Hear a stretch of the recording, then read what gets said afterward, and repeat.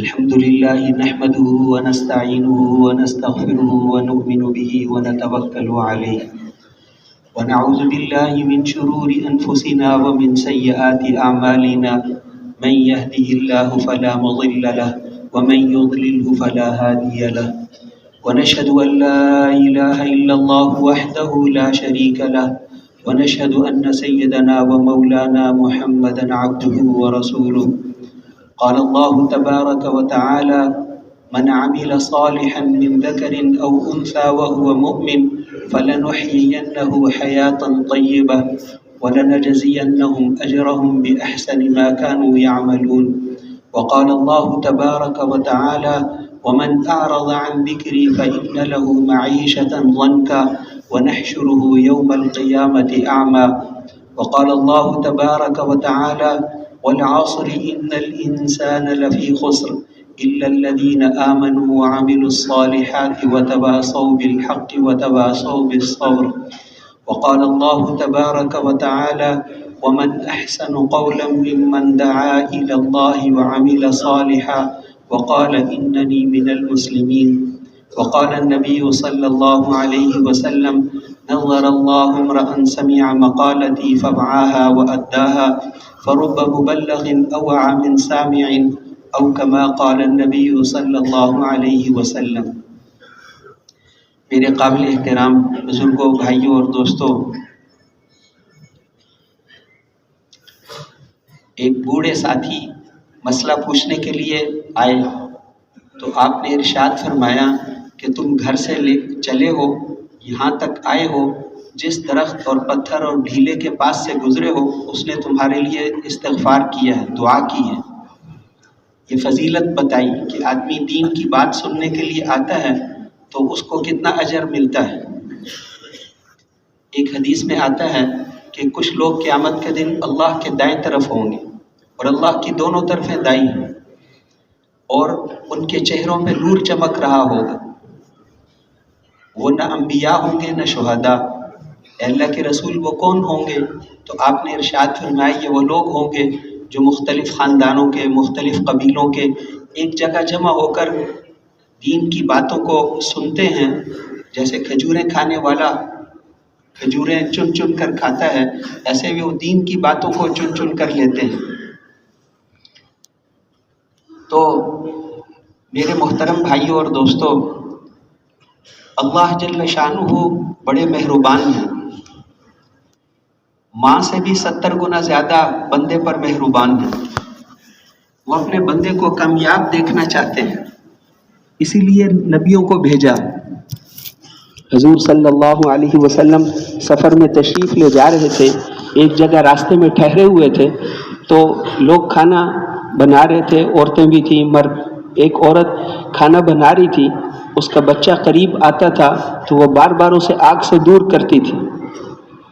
تو آپ وہاں کھڑے ہو گئے، پھر صحابہ سے فرمایا یہ عورت برداشت کرے گی کہ اس کا بچہ آگ میں چلا جائے کہ نہیں برداشت کرے گی؟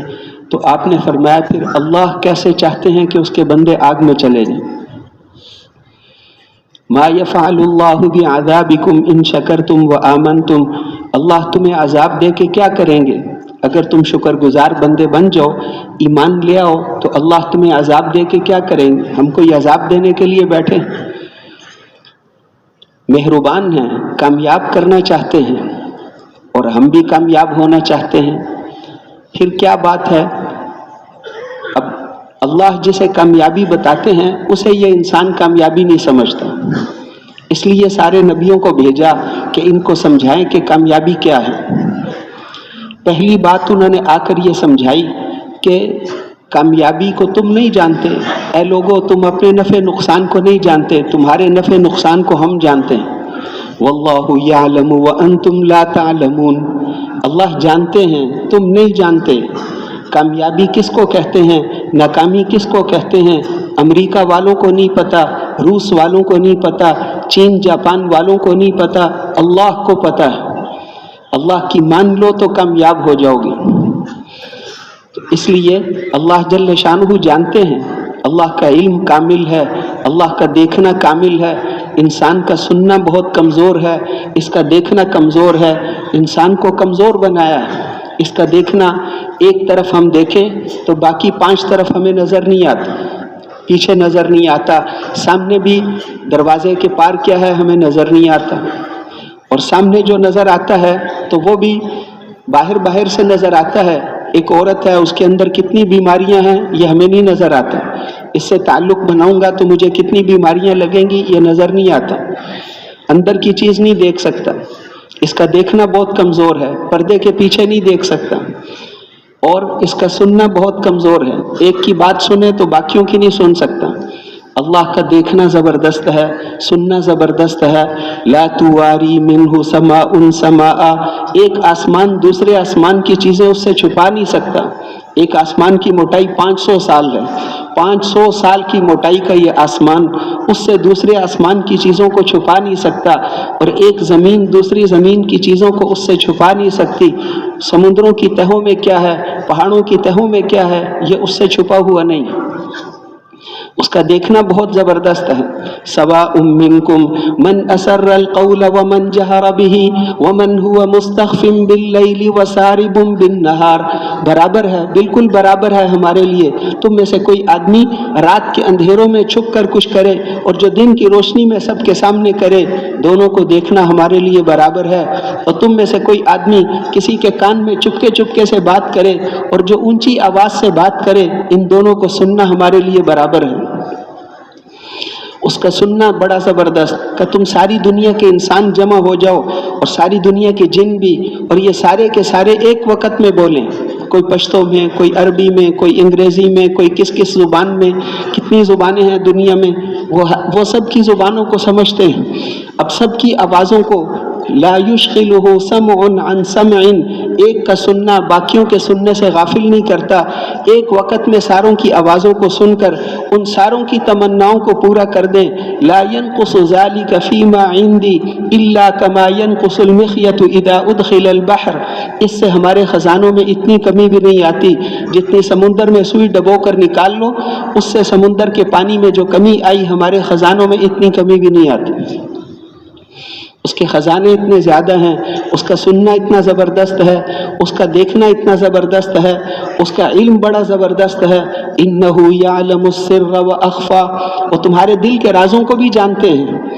دل کا راز وہ ہے جو ہم نے کسی کو نہیں بتایا، نہ اپنے کو نہ پرائے کو، بیوی کو بھی نہیں بتایا، کسی پرائے کو بھی نہیں بتایا، اور اللہ وہ بھی جانتے ہیں، اور اس سے بھی زیادہ چھپی ہوئی باتیں بھی ہم جانتے ہیں۔ وہ کون سی بات ہے؟ وہ چھپی ہوئی باتیں فرمایا کہ عبداللہ ابن عباس رضی اللہ عنہما فرماتے تھے، اس کا مطلب یہ ہے کہ جو خیال ہمارے دل میں ابھی نہیں آیا، سال بعد ہمارے دل میں کیا خیال آئے گا ہمیں نہیں پتا، اللہ کو وہ بھی پتا ہے۔ کل ہمارے دل میں کیا خیال آئے گا، پرسوں کیا آئے گا، سال بعد کیا آئے گا، اللہ کو وہ بھی پتا ہے۔ یعلم ما بین ایدیہم وما خلفہم ولا یحیطون بہ علما، وہ تمہاری اگلی پچھلی چھوٹی بڑی ساری باتوں کو جانتے ہیں، تمہاری کوئی بات ایسی ہے ہی نہیں جس کو ہم نہ جانتے ہوں، تمہیں ہماری کسی بات کا پتہ نہیں ہے سوائے اس کے جو ہم نے خود بتائی ہے۔ اللہ سمیع ہے، اللہ بصیر ہیں، اللہ علیم ہیں، یہ پتہ ہے، اور تمہیں ہماری کسی بات کا پتہ نہیں، ہمیں تمہاری ساری باتوں کا پتہ ہے، تمہاری ساری باتوں کا پتہ ہے، دل کے رازوں کو بھی ہم جانتے ہیں۔ اس ذات سے ہمارا واسطہ ہے، ہمارے دل میں کیا ہے اس کو بھی وہ جانتے ہیں۔ اس کا علم زبردست، ماضی، حال، مستقبل انسانوں کے لیے ہوتے ہیں، اللہ کے لیے سب برابر ہیں۔ 1000 سال بعد کیا ہوگا، 1000 سال پہلے کیا ہوا تھا، سب اللہ کے لیے برابر ہے۔ اس کا علم بڑا زبردست ہے۔ اس علم کامل کے ساتھ اللہ جل شانہ نے بتایا کہ کامیابی کسے کہتے ہیں۔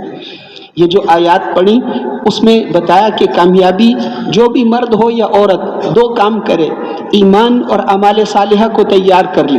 من عمل صالحا من ذکر او انثی وهو مؤمن، جو بھی مرد ہو یا عورت ایمان اور اعمال صالحہ تیار کر لے، ہم ضرور بھی ضرور اس کو دنیا میں بہترین زندگی گزروائیں گے۔ آج ساری دنیا یہ چاہتی ہے کہ ہماری زندگی اچھی گزرے، اسی لیے اسکول پڑھتے ہیں، اسی لیے کالج پڑھتے ہیں، اسی لیے یونیورسٹی پڑھتے ہیں، اسی لیے تجارت کرتے ہیں، اسی لیے کھیتی باڑی کرتے ہیں، اسی لیے سیاست میں جاتے ہیں، اسی لیے دکانیں کھولتے ہیں، اسی لیے ساری دنیا کی بھاگ دوڑ کرتے ہیں تاکہ ہماری زندگی اچھی گزرے۔ اور اللہ بتا رہے ہیں زندگی کیسے اچھی گزرے گی. ایمان اور اعمال صالحہ کو تیار کر لو.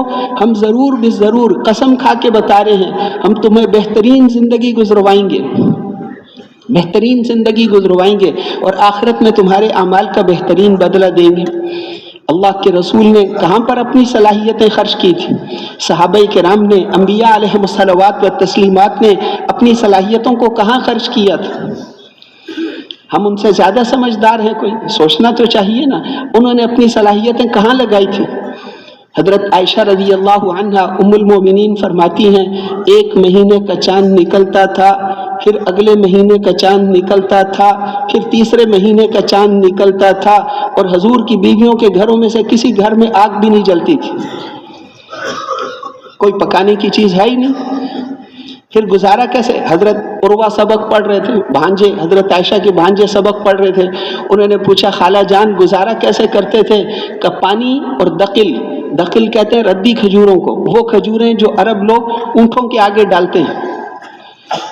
حضور کے گھر والوں کو وہ کھجوریں ملتی تھیں جو اونٹوں کے، عرب لوگ خود نہیں کھاتے، اونٹوں کے آگے ڈالتے ہیں، ردی کھجوریں ہیں. اگر گھر والوں کو ایمان اور اعمال سکھایا تو اونٹوں کے آگے ڈالنے والی کھجوروں میں بھی ان کو وہ مزہ آئے گا کہ حضرت عائشہ فرماتی تھی ہمیں ایسے لگتا تھا جیسے ہم جنت میں رہتے ہیں. 3 مہینے، 3 چاند 2 مہینے گزر گئے اور آگ ہی نہیں جلی، آگ ہی نہیں جلی.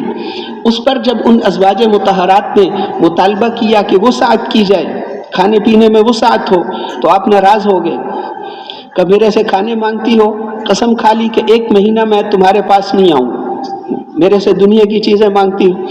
اب 1 مہینے تک بات ہی نہیں کرتے.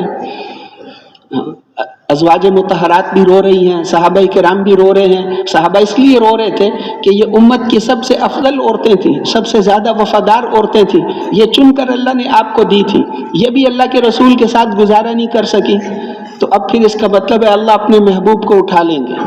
تو حضور کی جدائی کے غم میں روتے تھے. بس 1 مہینہ گزر گیا، پھر آیتیں نازل ہوئیں. اللہ جل شانہ نے فرمایا کہ اپنی بیویوں سے بات صاف کر لو، اگر دنیا چاہیے تو میری طرف سے طلاق ہے، کسی اور سے شادی کر لو، میرے پاس نہیں ہے. اگر دنیا اور دنیا کی زیب و زینت چاہیے تو طلاق ہے، اور اگر اللہ اور اس کا رسول چاہیے تو صبر کرنا پڑے گا، آخرت میں بدلہ ملے گا.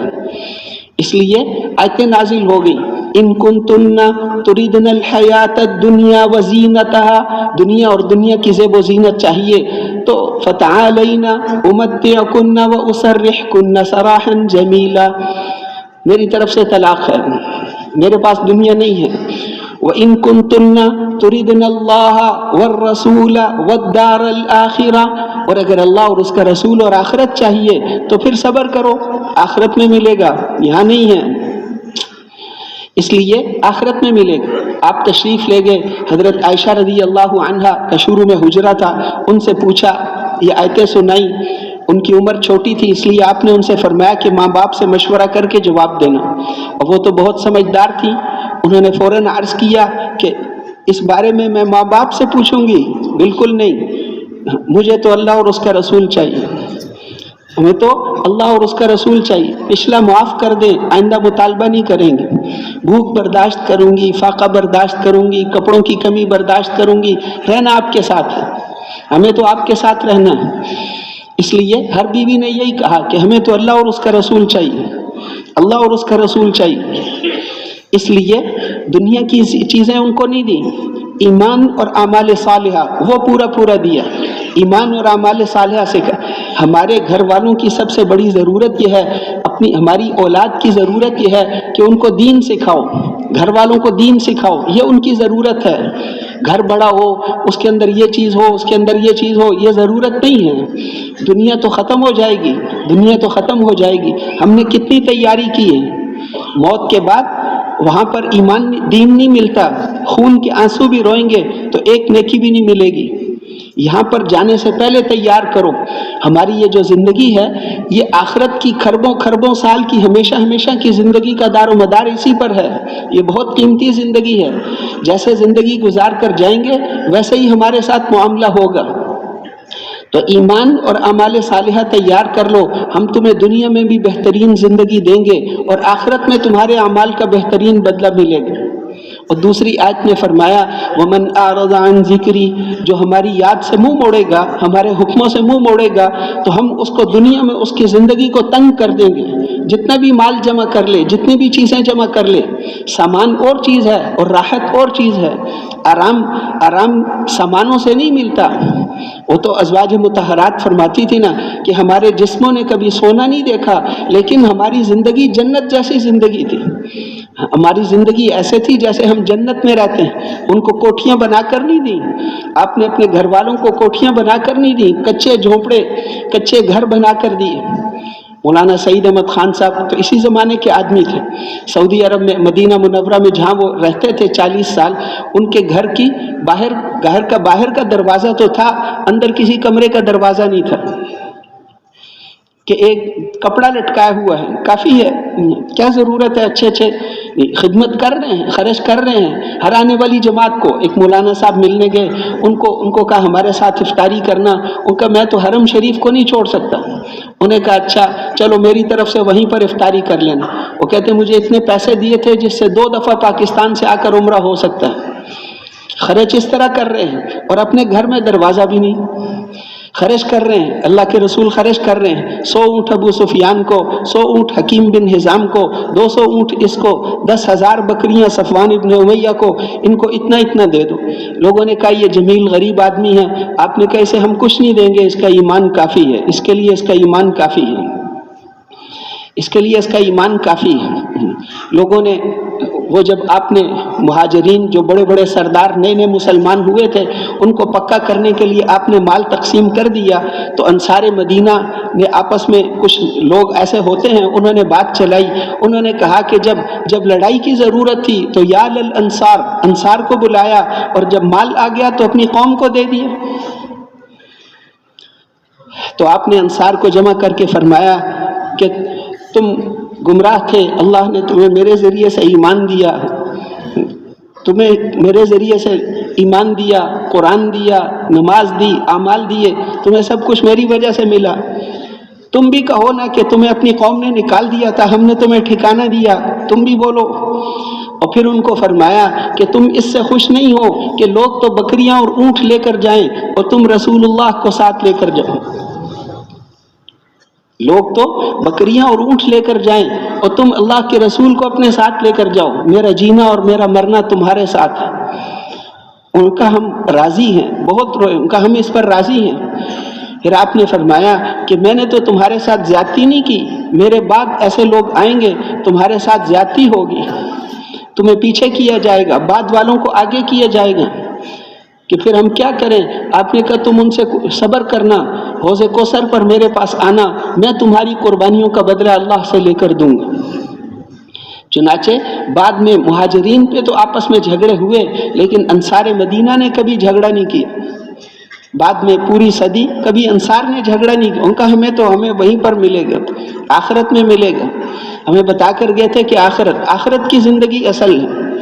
وَمَا هَٰذِهِ الْحَيَاةُ الدُّنْيَا إِلَّا لَهْوٌ وَلَعِبٌ، یہ دنیا کو تو اللہ متاع کہتے ہیں، عورتیں جو صفائی کا کپڑا رکھتی ہیں اس کو متاع کہتے ہیں، یہ دنیا تو متاع ہے، اس کو تو زندگی کہتے ہی نہیں، یہ تو کھیل کود ہے۔ ہاں اصل زندگی تو آخرت، وَإِنَّ الدَّارَ الْآخِرَةَ لَهِيَ الْحَيَوَانُ، زندگی تو آخرت کی زندگی ہے، آخرت کی زندگی ہے۔ وہاں کا پہلا دن ہی 50,000 سال کا ہوگا، پہلا دن ہی 50,000 سال کا ہے، اس کی تیاری کرنی ہے۔ پھر آخرت میں وہاں موت آئے گی نہیں، ہمیشہ کی زندگی۔ 40 سال بعد یہاں بڑھاپا شروع ہو جاتا ہے، دیکھو بوڑھے آدمی وہاں پر 40,000 سال گزر جائیں گے پھر بھی پہلے دن کی طرح جوان، 40 لاکھ سال گزر جائیں گے پھر بھی پہلے دن کی طرح جوان، 40 کروڑ سال گزر جائیں گے پھر بھی پہلے دن کی طرح جوان، 40 ارب سال گزر جائیں گے پھر بھی پہلے دن کی طرح جوان، 40 کھرب سال گزر جائیں گے پدم سال، اور 40,000 کھرب سال گزر جائیں گے پھر بھی پہلے دن کی طرح جوان۔ ان لکم ان تحیوا فلا تموتوا ابدا تم ہمیشہ زندہ رہو گے، موت کبھی نہیں آئے گی، تم ہمیشہ جوان رہو گے، بڑھاپا کبھی نہیں آئے گا، ان لکم ان تصحوا فلا تسقموا ابدا، ہمیشہ صحت مند رہو گے، کبھی بیماری نہیں آئے گی۔ اللہ خود قرآن پڑھ کے سنائیں گے، یہاں تو ہم قاری صاحب سے قرآن سنتے ہیں، وہاں اللہ قرآن پڑھ کے سنائیں گے، ایک ایک حرف نور کا بادل بن کر نکلے گا اور ان کے اوپر برسے گا، ان کی خوشبوؤں میں اور ان کے نور میں اضافہ ہوگا، اور پھر ان کے گھر والوں پر بھی برسے گا۔ اس دن جب وہ گھر جائیں گے تو ان کی بیویاں ان کو کہیں گی کہ تمہیں کیا ہو گیا، تم تو بہت زیادہ خوبصورت ہو گئے ہو۔ وہ کہیں گے کہ تمہیں کیا ہو گیا، تم بھی بہت زیادہ خوبصورت ہو گئی ہو، کہ یہ وہ نور تھا جو اللہ کے قرآن پڑھنے سے نکلا تھا۔ اس لیے وہاں کی ایک عورت کا دوپٹہ اگر دنیا میں آ جائے تو یہ ساری دنیا خوشبو سے بھر جائے، صرف کوہاٹ نہیں، پوری دنیا خوشبو سے بھر جائے۔ وہاں کے ایک ناخن کے برابر چیز باہر آ جائے تو یہ ساری دنیا روشن ہو جائے۔ وہاں کی ایک بالش جگہ کی قیمت ساری دنیا کے خزانے نہیں دے سکتے۔ وہاں پر 1000 من پرندوں کا گوشت ایک دن میں کھائیں گے، پرندوں کا گوشت ایک دن میں 1000 من کھا لو، پھر 1000 من پھل بھی کھا لو، اور نہ پیشاب آئے گا نہ پخانہ آئے گا، نہ کوئی بیماری۔ پوری جنت میں کسی ڈاکٹر صاحب کا کلینک نہیں، ضرورت نہیں ہے، وہاں پر ڈاکٹروں کی ضرورت ہی نہیں ہے، اس لیے کہ کوئی بیماری نہیں آتی، کوئی تکلیف نہیں آتی، ہمیشہ کی جوانی۔ تعرف فی وجوہہم نظرۃ النعیم، ان کے چہروں سے نعمتوں کی تر و تازگی ٹپکتی ہوئی نظر آئے گی، ایسے نعمتوں والے چہرے ہوں گے، اور ان کے لباس ایسے ہوں گے، ان کی نعمتیں ایسی ہوں گی۔ پھر جنت میں جا کر، اور یہ جو بتایا کہ اس دنیا سے 19 کروڑ مربع میل کی یہ دنیا ہے، 19 کروڑ مربع میل کی یہ دنیا ہے، اس دنیا سے 10 گنا بڑی جنت سب سے چھوٹے جنتی کو ملے گی، اس آدمی کو ملے گی جو، یہ تو مجرموں کی جنت بتائی ہے، تو نیک لوگوں کی جنت کتنی بڑی ہوگی؟ یہ تو جو جہنم میں جلتے سب سے آخر میں جہنم سے نکلیں گے، اتنا تھوڑا ایمان تھا، ذرے جتنا، اس کو اللہ فرمائیں گے کہ جاؤ، جب سے ہم نے دنیا بنائی تھی اس وقت سے لے کر آخری انسان تک اس ساری دنیا سے 10 گنا بڑی جنت تمہیں دے دی۔ یہ 10 گنا بڑی، اور 80,000 خادم، اور اتنی ان کی بیویاں، یہ تو ان کی بات ہے کہ جو آخر میں جائیں گے، مجرموں کی بات ہے۔ تو بڑے لوگوں کی جنت کیسی ہوگی، ان کی عورتیں کیسی ہوں گی، اور ان کی نعمتیں کیسی ہوں گی؟ اس کے اندر اصل وہ نعمتیں ہیں، اصل وہ زندگی ہے، اصل آخرت کی زندگی ہے۔ وہاں اللہ سے قرآن سنیں گے، حضور صلی اللہ علیہ وسلم کی مجلس میں بیٹھیں گے، حضور کی مجلس میں بیٹھیں گے۔ اصل زندگی وہاں کی زندگی ہے۔ یہ دنیا کی زندگی، اگر ایمان اور اعمال تھوڑا سا وقت ہے، اس کو تیار کر لو، پھر آخرت میں ہمیشہ کی جنت، اور دنیا بھی ہم تمہاری جنت جیسی بنا دیں گے، نبیوں کی طرح پالیں گے، نبیوں کی طرح پالیں گے، تاجروں کی طرح نہیں پالیں گے، دکانداروں کی طرح نہیں پالیں گے، ہم تمہیں نبیوں کی طرح پالیں گے، نسلوں کو بھی روزی دیں گے۔ اللہ کے ہاں سے اعلان ہوتا ہے، اس آدمی کو روزی دو، اس لیے کہ اس کے دادے کے دادے کے دادے کے دادے کے دادے کا دادا نیک آدمی تھا۔ اس آدمی کو روزی دو اس لیے کہ اس کا پردادا، وہ 7ویں پشت والا دادا، موسیٰ علیہ السلام اور خضر علیہ السلام جا رہے تھے، دیوار گرنے والی تھی کہ اس کو ٹھیک کر دو۔ یہ کیوں ٹھیک کی؟ موسیٰ علیہ السلام نے جب پوچھا تو انہوں نے بتایا کہ اس دیوار کے نیچے 2 یتیم بچوں کا مال تھا، ان کا باپ نیک آدمی نہیں تھا، ان کا جو 7ویں پشت میں جو دادا تھا وہ نیک تھا، اور وہ نفلی اعمال کرتا تھا۔ یہ تو فرائض کو زندہ کرنے والی محنت ہے، دعوت والی محنت، اس سے نمازیں زندہ ہوں، اس سے فرائض زندہ ہوں، اس سے مولانا الیاس صاحب فرماتے تھے ایک سنت کو زندہ کرنے سے 100 شہیدوں کا ثواب ملتا ہے، تو پھر فرض کے زندہ کرنے سے کتنا ملے گا؟ اور اس محنت کو کرنا تو کروڑوں فرضوں کو زندہ کرنے کے برابر ہے۔ تو اس لیے وہ اصحاب کہف کے نوجوان جنہوں نے اپنے ایمان کو بچانے کے لیے جو نکلے تھے، اللہ نے قرآن کے بیچ میں ان کا قصہ ذکر کیا۔ اصحاب کہف، ان کا قصہ اللہ نے قرآن میں ذکر کیا، قیامت تک پڑھا جائے گا۔ وہ تو ایمان کو بچانے کے لیے نکلے تھے، اور جو ایمان کو پھیلانے کے لیے نکلیں گے ان کو اللہ کتنا ان سے راضی ہوں گے۔ اس لیے الیکشن ہوتا ہے نا، الیکشن میں، انتخابات میں ورکر ہوتے ہیں، نوجوان لڑکے ورکر بن جاتے ہیں، اس پارٹی کے ورکر، اس پارٹی کے ورکر۔ کیوں؟ گھر میں کھانا اچھی طرح نہیں ملتا، وہاں غریب لڑکے ہوتے ہیں، وہاں پر جا کر اب ان کے بڑے مزے ہوتے ہیں ورکروں کے۔ جب دیکھو الیکشن کے دنوں میں روسٹ مرغے، بریانیاں، بوتلیں پیتے ہیں، کاروں میں پھرتے ہیں، ان سے پوچھو کہ یہ سارے خرچے، تم تو غریب آدمی ہو، تو وہ فوراً کہتا ہے جس کی طرف میں بلاتا ہوں سارے خرچے وہ اٹھاتا ہے۔ تو حضرت جی مولانا یوسف صاحب رحمۃ اللہ علیہ فرماتے تھے کہ یہ دنیا کے فاسق اور فاجر انسان اور یہ دنیا کے کنجوس انسان یہ بھی اپنی طرف بلانے والوں کے خرچے اٹھاتے ہیں، تو وہ رحمت والے کریم اور رحیم اللہ، وہ سخی اللہ، وہ اپنی طرف بلانے والوں کے خرچے نہیں اٹھائیں گے؟ ہم اللہ کی طرف بلا رہے ہیں، ہمارے خرچے اللہ اٹھائیں گے، ہمارے کام اللہ بنائیں گے۔ اس لیے اللہ جل شانہ اللہ کی طرف ہم بلا رہے ہیں۔ لوگ 2 نمبر دوائیاں بیچتے ہوئے نہیں شرماتے، ہم رب العالمین کی طرف بلاتے ہوئے کیسے شرمائیں گے؟ ہم تو اس بڑے اللہ کی طرف بلا رہے ہیں۔ زمین سے آسمان سے اوپر کی ہر چیز اس کے علم میں ہے، نیچے کی ساری چیزیں بھی اس کے علم میں ہیں، درمیان میں جو کچھ ہے وہ بھی سب کچھ اس کے علم میں ہے۔ وہ بڑے اللہ، اس اللہ کا حکم اس میں سب کچھ اسی نے بنایا ہے، بنایا بھی اسی نے ہے۔ وہ ایسے پہلے ہیں جس کی کوئی ابتدا نہیں، ایسے آخری ہیں جس کی کوئی انتہا نہیں۔ اللہ جل شانہ ایک وقت آئے گا، پہلے بھی ایسا تھا کہ نہ فرشتے تھے، نہ آسمان، نہ زمین، نہ چاند سورج ستارے، سب کچھ اللہ نے بنایا ہے، اللہ نے بنایا ہے، اور پھر سارا کچھ بتایا، ہم نے آسمان بنائے، یہ بنایا، یہ بنایا، پھر فرمایا کہ ھذا خلق اللہ، یہ سب کچھ تو اللہ نے بنایا ہے۔ فَأَرُونِي مَاذَا خَلَقَ الَّذِينَ مِن دُونِي، ہمیں دکھاؤ تو صحیح، کسی اور نے کچھ بنایا ہے تو ہمیں دکھاؤ، کسی اور نے کچھ بنایا ہے تو ہمیں دکھاؤ۔ کچھ بنایا ہی نہیں کسی نے۔ افمن یخلق کمن لا یخلق، خالق اور غیر خالق کبھی برابر ہو سکتے ہیں؟ وہ تو خالق ہے، اس نے ہر ذرے کو بنایا ہے، اس کائنات کی ہر چیز کو بنایا ہے، روزانہ لاکھوں بچے پیدا کرتے ہیں، تم ایک مکھی بنا کر دکھا دو۔ اللہ نے بنایا، پہلے بھی وہی تھے، آخری بھی وہی ہیں۔ وہ کیسے؟ ایک دن آئے گا اسرافیل علیہ السلام سور پکڑ کر بیٹھے، اللہ کے رسول نے بتایا ہے کہ سور پکڑ کے وہ فرشتہ بیٹھا ہوا ہے، کب حکم دیں تو میں پھونکنا شروع کر دوں۔ جب پھونکنے کا حکم دیں گے، جمعے کا دن ہوگا محرم میں، وہ پھونکنا شروع کریں گے تو پوری دنیا میں اس کی آواز جائے گی۔ پہلے تو نرم ہوگی، پھر آہستہ آہستہ آواز تیز ہوگی، پھر لوگ گھروں سے نکل کے بھاگیں گے کہ گھر ہلتا ہے، ابھی اوپر گرے گا، پھر اور زور سے پھونکیں گے تو سب کے دل پھٹ جائیں گے۔ اس دن بڑے بڑے جانور، 10 ماہ گابن اونٹنیاں، ان کو بھی کوئی پوچھنے والا نہیں ہوگا، بڑے قیمتی قیمتی جانور، گاڑیاں، سامان، ان کو کوئی پوچھنے والا نہیں ہوگا۔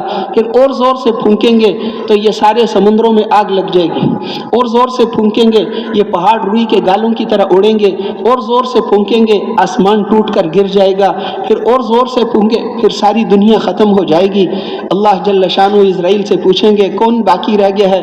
کہ یہ 4 بڑے فرشتے ہیں، عرش کے اٹھانے والے فرشتے ہیں، کہ ان کی بھی روح نکال دو، عرش کے اٹھانے والوں کی بھی روح نکال دو، ان کی بھی روح نکال دیں گے۔ اتنا بڑا عرش ہے کہ 7واں آسمان اور زمین اس کے سامنے جیسے بہت بڑے میدان کے اندر ایک انگوٹھی کا چھلا ہو، وہ سارے ان کی بھی روح نکال دی۔ آسمان تو اللہ کے حکم سے کھڑا ہے، ہم ساری دنیا کے انسان ایک کپڑے کی چھت بغیر ستون کے نہیں کھڑی کر سکتے۔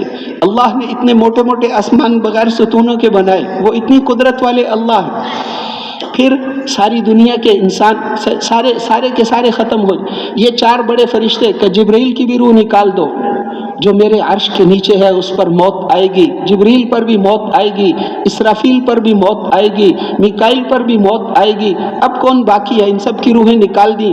اسرائیل وہ کہے گا اللہ آپ ہیں یا یہ بندہ ہے؟ ساری دنیا کی روحیں تو اسرائیل سے نکلوائیں، کسی اور اسرائیل کی ضرورت نہیں، کہ مر جا، وہ بھی مر جائے گا۔ پھر آسمان و زمین اس کے ہاتھوں میں، اور اللہ فرمائیں گے لمن الملک اليوم، آج کس کی بادشاہت ہے؟ ایک ہی جواب ہوگا للہ الواحد القہار، ایک اللہ کی جو بڑا زبردست ہے۔ کوئی میرا شریک ہے تو آ جاؤ، کوئی شریک ہے تو آ جاؤ، کوئی شریک نہیں۔ پھر اللہ جل شانہ ساری دنیا کے انسانوں کو زندہ کریں گے۔ ساری دنیا کے انسان ایک مردے کو زندہ نہیں کر سکتے۔ ڈاکٹروں کے ہاتھوں میں لوگ مر جاتے ہیں، ڈاکٹر خود بھی مر جاتے ہیں۔ اللہ فرماتے ہیں کہ جب وہ مرتا ہے مردہ تو ہم تم سے زیادہ اس کے قریب ہوتے ہیں، ہم نے اس کی روح نکالی ہے، تم واپس کر کے تو دکھاؤ۔ تم بہت کچھ بنتے ہو تو اس کی روح واپس کر کے تو دکھاؤ، نہیں کر سکتے۔ اللہ جل شان ساری دنیا کے انسان ایک مردے کو زندہ نہیں کر سکتے، اللہ سارے مردوں کو زندہ کریں گے۔ قل ان الاولین والآخرین لمجموعون الی میقات یوم معلوم، تمہارے اگلے اور تمہارے پچھلے یہ سارے میدان محشر میں جمع ہوں گے، ان سب کو ہم جمع کریں گے۔ جاپان میں جہاں ایٹم بم پھینکا تھا انہوں نے، لوگوں کی لاشیں ہی نہیں ملی، ان کے جسم پگھل گئے، ان کو بھی اللہ زندہ کرے گا۔ جس کی لاش سمندر میں پانی میں بہہ گئی، لاش ہی نہیں ملی، اس کو بھی اللہ زندہ کرے گا۔ قل ان الاولین والآخرین لمجموعون الی میقات یوم معلوم، تمہارے اگلے اور تمہارے پچھلے یہ سارے میدان محشر میں جمع ہوں گے۔ کتنی دیر لگے گی؟ وما امرنا الا واحدۃ کلمح بالبصر، اس دن صرف ہمارے حکم نکلنے کی دیر ہوگی، اور آنکھ بند کر کے کھولنے میں دیر لگتی ہے، ہمارے حکم پورا ہونے میں اتنی دیر بھی نہیں لگتی۔ زمین کے کس حصے میں کس آدمی کے جسم کے حصہ ہے اس کو ہم زندہ کریں گے، اس کو زندہ کریں گے۔ ایک عرب جو تھا کافر، وہ پرانی ہڈی لے کر آیا حضور کے پاس، پھر اس کو پھونک ماری ختم ہو گئی، اس کو کیسے زندہ کریں گے؟ تو اللہ جل شانہ نے فرمایا کہ دیکھو جی، یہ ہمارے اوپر مثالیں، ضرب لنا مثلا ونسی خلقہ، مثالیں بیان کرتا ہے، اپنی پیدائش کو بھول گیا، اس کو ہم نے کیسے بنایا تھا۔ قال من یحیی العظام وہی رمیم، کہتا ہے بوسیدہ ہڈیوں کو کون زندہ کرے گا؟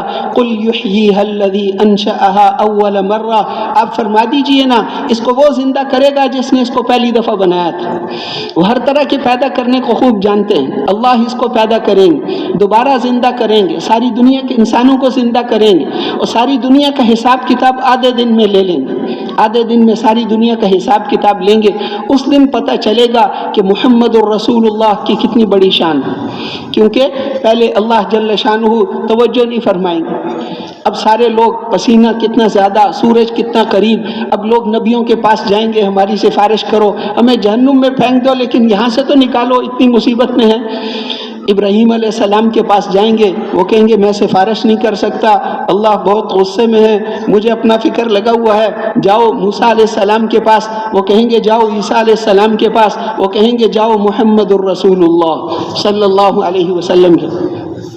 اب سب لوگ آئیں گے کہ آپ ہماری سفارش کیجئے، آپ فرمائیں گے کہ ہاں میں ہی سفارش کروں گا، پھر آپ جا کر اللہ کے سامنے سجدے میں گر جائیں گے، سجدہ کریں گے، بہت لمبا سجدہ کریں گے، اللہ کی وہ تعریف کریں گے جو کبھی کسی نے نہیں کی۔ پھر اللہ جل شانہ فرمائیں گے ارفع رأسک یا محمد سل تعطیٰ اشفع تشفع، اے محمد صلی اللہ علیہ وسلم سر اٹھاؤ، مانگو، جو مانگو گے ملے گا، جس کی سفارش کرو گے قبول ہوگی، سفارش قبول ہوگی۔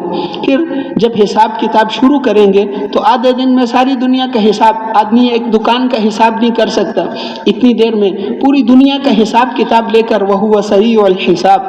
پھر نامہ اعمال اگر فرشتے بھی تقسیم کریں تو بہت دیر لگے گی، خربوں انسان ہیں، اس لیے نامہ اعمال عرش کے نیچے سے اڑا دیں گے، عرش کے نیچے سے اللہ نامہ اعمال اڑا دیں گے، ہر ایک کے ہاتھ میں خود ہی پہنچ جائے گا، جو اللہ چاہتے ہیں وہیں پہنچے گا۔ جس آدمی کے دائیں ہاتھ میں نامہ اعمال ملے گا وہ بہت خوش ہوگا، بہت شور مچائے گا، ہاؤم اقرؤوا کتابیہ، دیکھو میں کامیاب ہو گیا، انی ظننت انی ملاق حسابیہ فہو فی عیشۃ راضیہ، اب وہ بڑے مزے کی زندگی میں ہوگا، کھاؤ پیو، تم نے دنیا میں جو محنت کی تھی یہ اس کا بدلہ ہے۔ وَأَمَّا مَنْ أُوتِيَ كِتَابَهُ بِشِمَالِهِ، اور جس کے بائیں ہاتھ میں نامہ اعمال مل گیا تو وہ بہت روئے گا، یا لیتنی لم اوت کتابیہ، کاش کہ مجھے نامہ اعمال ہی نہ ملتا، ولم ادری ما حسابیہ، اور مجھے میرے حساب کا ہی پتہ نہ چلتا، یا لیتہا کانت القاضیہ، کاش کہ موت مجھے ختم کر دے دی، ما اغنا عنی مالیہ، میرا مال میرے کسی کام نہ آیا، ہلک عنی سلطانیہ، میری چودراہٹ، میری کوئی چیز میرے کام نہ آئی۔ خذوہ فغلوا، فرمائیں گے اس مجرم کو پکڑو تو 4 لاکھ فرشتے دوڑ کر جائیں گے، اللہ کہیں گے اس مجرم کو پکڑو، اب وہ اس کو پکڑیں گے مرد عورت کو، وہ کہیں گے ہم پر رحم کھاؤ، تو فرشتے کہیں گے کہ آج تو ارحم الراحمین نے تمہاری سزا کا فیصلہ کیا ہے، اس لیے اب تو کوئی تم پر رحم نہیں کھا سکتا۔ تو میرے محترم بھائیوں اور دوستو، آخرت حق ہے، جنت حق ہے، یہ ساری چیزیں حق ہیں. اللہ جل شانہ ہمارے ساتھ مذاق نہیں کر رہے. قسمیں کھا کھا کے فرمایا والسماء ذات الرجع والارض ذات الصدع انه لقول فصل. یہ پکی ٹھکی باتیں ہیں.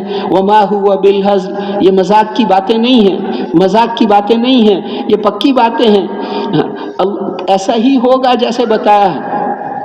تو میرے محترم بھائی، اس لیے ایمان اور اعمال کو تیار کرنا ہے. ایمان اعمال کو تیار نہیں کرو گے، دنیا کی زندگی تنگ کر دیں گے اور آخرت میں اندھا کر کے اٹھائیں گے. وہ کہے گا کہ اللہ دنیا میں آنکھوں والا تھا تو آپ نے مجھے اندھا کیوں کر دیا؟ اللہ جل شانہ فرمائیں گے تم نے دنیا میں ہماری آیتوں کو بھلایا تھا، دنیا میں ہمیں بھلا دیا تھا، آج ہم نے تمہیں بھلا دیا، آج ہم نے تمہیں بھلا دیا. اس لیے یہاں پر زندگی بہت تھوڑی زندگی ہمیں ملی ہے اور وہ امتحان کے لیے ہے، امتحان کے لیے، آخرت کی تیاری کے لیے ہمیں زندگی دی ہے. ایمان اور اعمال کو تیار کر لو. ایمان اور اعمال کو تیار کر لو. ایمان میں آمنت باللہ و ملائکتہ و کتبہ و رسلہ، اللہ پر ایمان اور کتابوں پر ایمان، فرشتوں پر ایمان، آخرت کے دن پر ایمان، رسولوں پر ایمان. یہ ایمان ان چیزوں پر 9 چیزیں بتائی ہیں. آمنت باللہ و ملائکتہ و کتبہ و رسلہ والیوم الآخر والقدر خیرہ و شرہ من اللہ تعالی والبعث بعد الموت. بچپن سے ہی سکھاتے ہیں نا یہ ایمان مفصل. تو ان ساری چیزوں پر ایمان لانا، اللہ پر ایمان لانا. اللہ جل شانہ نے اس پوری کائنات کو بنایا ہے، حکم بھی اسی کا چلتا ہے. اور اللہ جل شانہ نے ہمیں روزی جو کچھ ہمیں ملتی ہے وہ اللہ دیتے ہیں. فَلْيَنْظُرِ الْإِنسَانُ إِلَىٰ طَعَامِهِ، انسان اپنے کھانے میں تو غور کرے کیسے ہم نے اس کے لیے بنایا. أَنَّا صَبَبْنَا الْمَاءَ صَبًّا ثُمَّ شَقَقْنَا الْأَرْضَ شَقًّا فَأَنبَتْنَا فِيهَا حَبًّا وَعِنَبًا وَقَضْبًا وَزَيْتُونًا وَنَخْلًا وَحَدَائِقَ غُلْبًا وَفَاكِهَةً وَأَبًّا مَتَاعًا لَكُمْ وَلِأَنْعَامِكُمْ. یہ ساری چیزیں ہم نے تمہارے لیے، تمہارے جانوروں کے چارے کے لیے بنائی. اتنی چیزیں ہم نے بنائی، ایک پتا بھی نہیں بنا سکتے تم. اللہ جل شانہ نے کتنی چیزیں بنائی ہیں. اللہ الذی خلقکم ثم رزقکم ثم یمیتکم ثم یحییکم هل من شرکائکم من یفعل من ذلکم من شیء. اللہ نے تمہیں پیدا کیا، وہی تمہیں روزی دیتے ہیں، اللہ ہی تمہیں ماریں گے، اللہ ہی تمہیں دوبارہ زندہ کریں گے. کوئی ہے جو یہ سارے کام کر سکتا ہو اللہ کے علاوہ؟ اللہ تمہیں روزی دینا بند کر دے تو آسمان اور زمین سے تمہیں رب العالمین کے علاوہ ایک دانہ بھی کوئی نہیں دے سکتا. اللہ روزی دیتے ہیں. تم اپنی اولادوں کو روزی نہیں دیتے، تمہاری اولادوں کو تو ہم روزی دیتے ہیں، تمہیں بھی ہم روزی دیتے ہیں. ان چوپایوں کو دیکھ لو. وَكَأَيٍّ مِّن دَابَّةٍ لَّا تَحْمِلُ رِزْقَهَا اللَّهُ يَرْزُقُهَا وَإِيَّاكُمْ. یہ چوپائے اپنی روزی اٹھا کر ساتھ نہیں پھرتے، ان کو اللہ روزی دیتے ہیں، تمہیں بھی اللہ روزی دیتے ہیں، تمہیں بھی اللہ روزی دیتے ہیں. اللہ جل شانہ نے انسان کو کیسے بنایا؟ انسان کو ماں کے منہ سے نہیں نکالا، آنکھوں سے نہیں نکالا، ناپاک قطرے سے بنایا اور پھر نکالا بھی ناپاکی کی جگہ سے تاکہ یہ تکبر نہ کرے. یہ کیسے تکبر کرتا ہے؟ انسان کو اللہ نے بنایا. قتل الانسان ما اکفر من ای شیء خلق. یہ مارا جائے یہ انسان کتنا ناشکرا ہے، یہ دیکھتا نہیں کہ ہم نے اسے کس چیز سے بنایا. اللہ جل شانہ نے بنا کر ایسا خوبصورت بنایا کہ یہ اس کو دنیا میں کیسی صورت اللہ نے عطا فرمائی. اے انسان، تمہیں کس نے غافل کر دیا اس کریم ذات سے؟ یا ایھا الانسان ما غرک بربک الکریم الذی خلقک فسواک فعدلک فی ای صورۃ ما شاء رکبک. تمہیں کس نے غافل کر دیا اس کریم پروردگار سے جس نے تمہیں پیدا کیا ماں کے پیٹ میں، اس کے جسم کو باندھ دیتے ہیں، کیسے اس کو پھر اللہ پرورش کرتے ہیں، اس کو کس طرح اس کی پرورش، اس کا سر اس کی کمر کی طرف اور اس کے پاؤں اس کے پیٹ کی طرف، اور پھر اس کو اللہ جل شانہ کیسے بناتے ہیں. ناف سے انسان کا جسم بننا شروع ہوتا ہے اور پھر اس کے انسان کے جسم میں 4 مہینے کے بعد اللہ جل شانہ روح ڈال دیتے ہیں. اب پھر کیسے انسان کے جسم کو ہم نے بنایا، ثم خلقنا النطفة علقة فخلقنا العلقة مضغة فخلقنا المضغة عظاما فكسونا العظام لحما ثم انشأناه خلقا آخر فتبارك اللہ احسن الخالقین۔ اللہ جل شانہ بہترین بنانے والے کیسے تمہیں بناتے ہیں، یہ ساری چیزیں انسان اس پر غور کرے۔ ان فی ذلک لآیات، اس میں نشانیاں ہیں۔ یہ زمین، یہ دن اور رات کے آنے میں اور یہ موسموں کے آنے میں، یہ موسم گرمی کا موسم، سردی کا موسم، یہ موسم اللہ نے بنائے ہیں۔